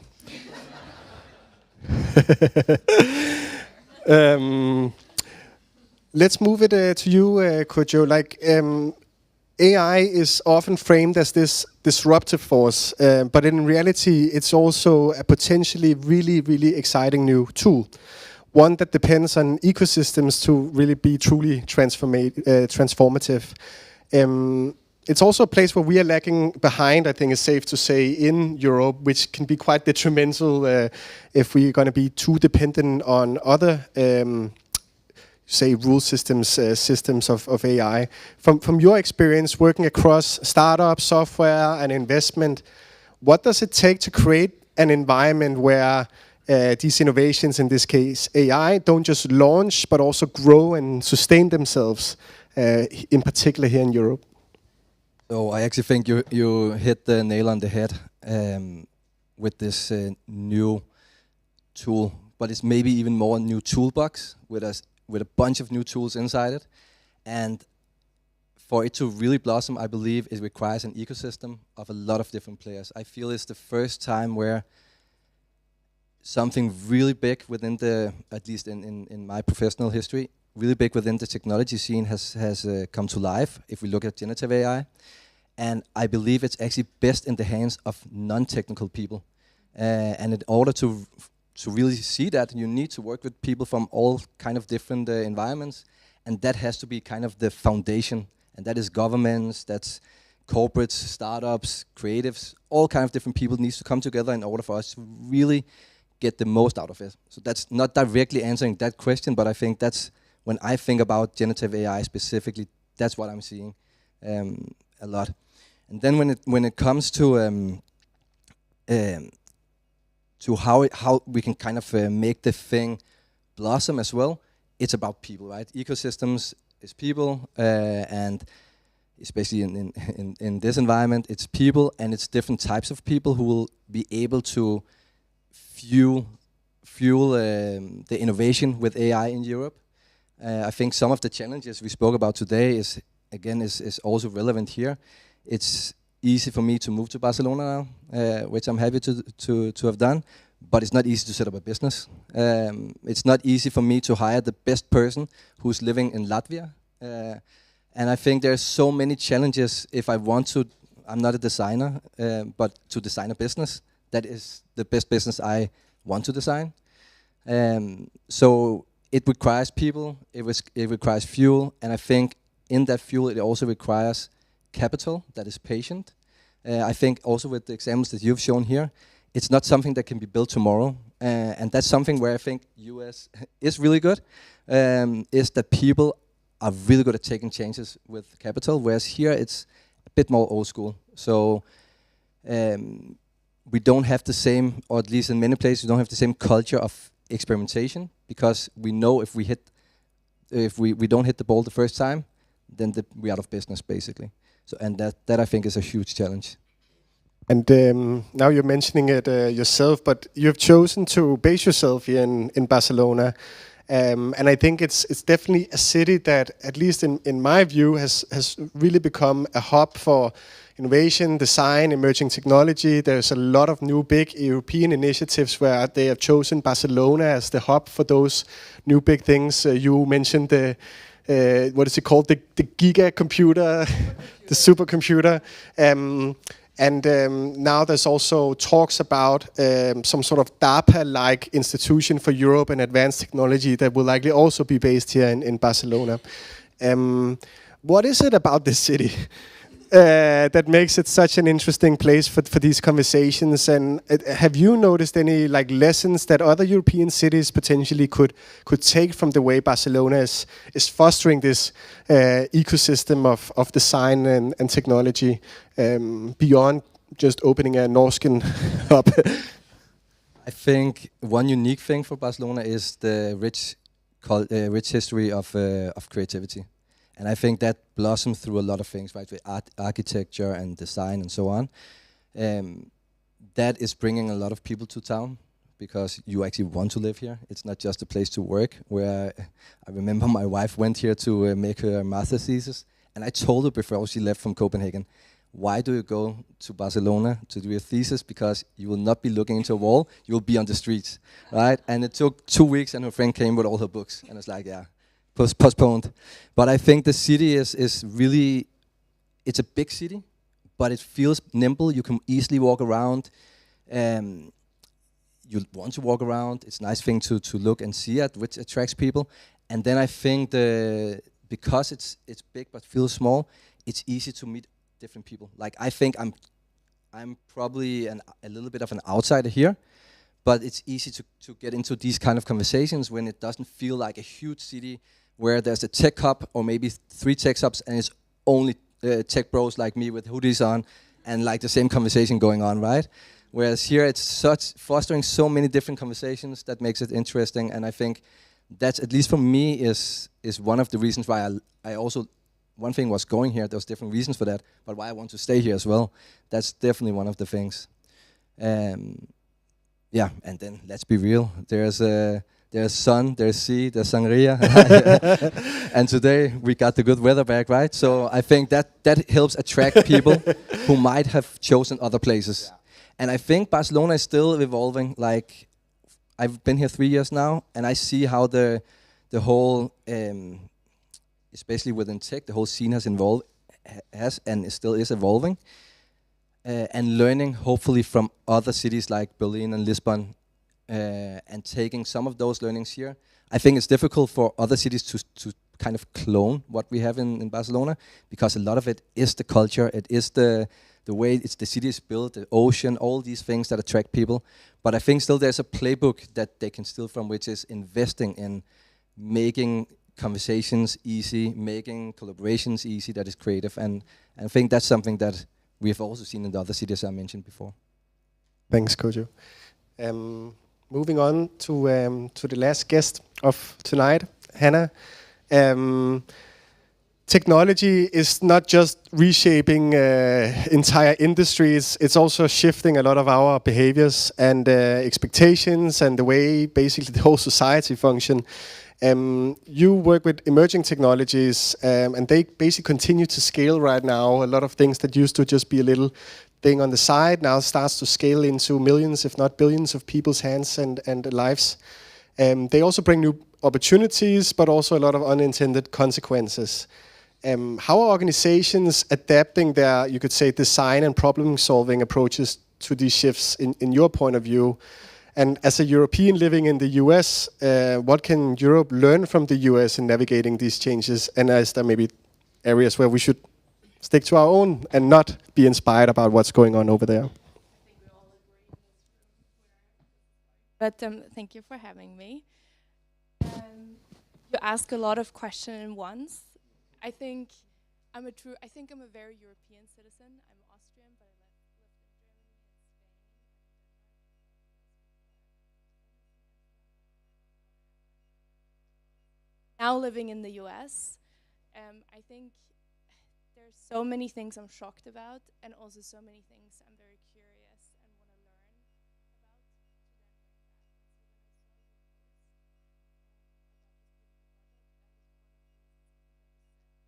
about. Whatever you need.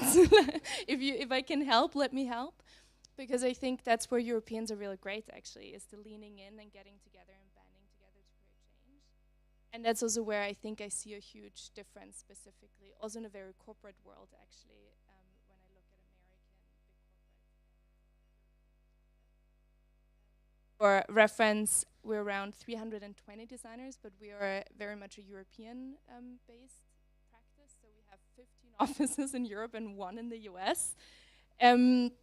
But then we get to work with two of the big tech companies on what their future of emerging tech means and what their software is going to look like. And I think, just maybe before I get to my point, who in this room has felt like an imposter talking about technology? Because I think a big lesson I learned, I studied big data, did all the right things, I'm a nerd, I surround myself with even bigger nerds that I admire, and still yet in every room you feel like there's always something new, and I think the more you feel content meeting that with curiosity, ask questions, the more you get to something that's really, really interesting. And it's the same when you talk to an Apple or a Google or an AWS. I think where Europe is really beautiful is that there's still a little bit of a longer horizon. In the US, it's pretty crazy, the shift in decision making from design to product. So it's a lot more about how do we make money, how directly, and how can I see the site to return on investment. So I suddenly have to understand all these. I really had to look into in order to have good conversations. I understand business a lot better. I mean, I also did that in my undergrad, but that's I think a surprising please come and find me so we can talk about this in more detail. But I think something we can, to your point, there's so much urgency. So no American has time for anything, and it creates a lot of outcomes. So you create all of these assets really, really quickly. And I think what the Americans also understood well is that AI is part of our social fabric. ChatGPT, your mom knows about it. That's my, if your mom knows about it, it's real, and it's not only a fate. ChatGPT, I think they reached 100 million users in 2 months. It took TikTok 9, it took Instagram 30 months. So that to me just speaks to, it hit, even if you don't like it, we need to acknowledge that that's the reality, and we need to find something that creates boundaries that are responsible. So I think that's maybe a big difference I see. And maybe as a last follow-up to that, because technology is moving so damn fast, and it's like, whoa. But long-term resilience also requires more than speed. It requires like adaptability, ecosystem building, as Kojo mentioned, but also some sort of deep understanding of human needs. In your experience, working with big and small within this space, like what are some of the key factors that determine whether like an innovation truly integrates into society, or rather they only make like some sort of short-term impact and then fades out again? And how do you think the public and private forces will like collaborate with design companies like yours in the coming years when it comes to Europe?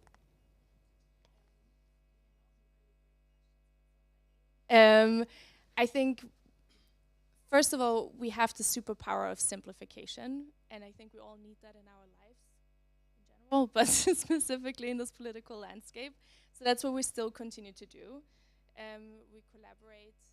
Right now, for example, it's really hard to invest in sustainable businesses. It's really hard to find sustainable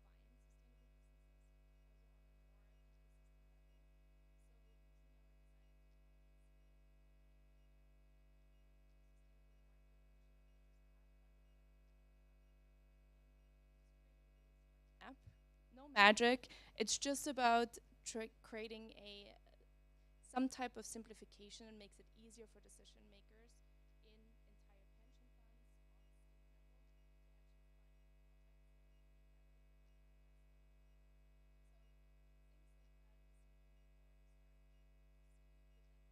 All of us as practitioners have this really big responsibility to show up in the unexpected spaces.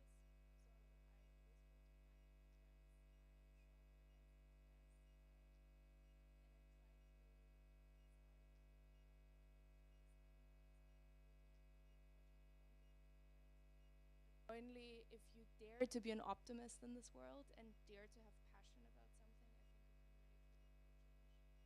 really Thank you so much. And we'll do the same as last. It's just going to be a word or two, but if you could design any blueprint for Europe's next chapter, what topic or subject would it be? European workforce. Mm. I don't know where my pension is gonna be in 30 years. You know, it would be really nice to have a bit more support, because I feel like I had this incredible privilege of studying in other places, yet it's so freaking hard to work and found businesses across border, and then especially if you move around once you have moved once. So making that easier, breaking down the barriers, and so I can communicate to my grandma how much of an advantage it is for me to be a European. That would be, I would love to see that in a blueprint. Great idea. Kojo? Well, I think you stole it from me, or I steal it from you now. Business design, like a blueprint for how you design a business in Europe. And one of the reasons, of course, is this. Irene? I agree with Johanna, accessibility, but I would add in specifically digital accessibility to that. Only 4% of websites are accessible, 4%, that's it. So it would be nice if it would be at least, I don't know, 70, you know, like let's aim for 70. More than 8%, right? Yeah, more than 5% anyway. Yeah. Thank you so much. Give them all a hand.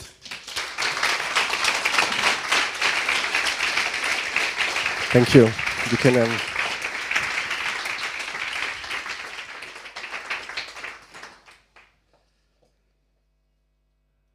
Whew. How are you feeling? Overwhelmed? A bit tired? Exactly. There's actually not a lot more to say today. I just want to say, even though we maybe went a bit over time, I think we actually kept it to 5 minutes late or 10 minutes late, so it's a pretty good job. But on a more serious note, I must say I'm a bit emotional right now, because this is a big day, and I think just seeing all of you here in the room means a lot. I won't have time to go and hug you all today, but if I could, I would. Because obviously today we are more presenting a very humble first step on something that is far more advanced and complicated than what we can do alone. There's a lot of things we could do better, a lot of things we want to change or do more of or do less of, but I don't think you go anywhere if you don't really take that first step and just jump into it. And doing it in a space like this today with so many amazing people, in a space where I also feel we could have conversations that were not just fancy and fluffy, but vulnerable and safe and interesting, and it's something I hope we will see a lot more of. Today we're just going to have some beers and drink and have fun and listen to a concert at night and get to know each other, but over the course of the next many years we will hang around in Europe. We will launch different blueprints, different ideas in different European cities with different schools. Maybe sometimes we'll do things with the same school more than once. I hope we can be back here. But I think this movement is just started, not our movement, but the movement of talking about design and talking about Europe and going beyond the commercial viability of how we do things. So again, thanks for coming. It means a lot. And for everyone helping out, thank you once again. Let's just get out of here. And thank you.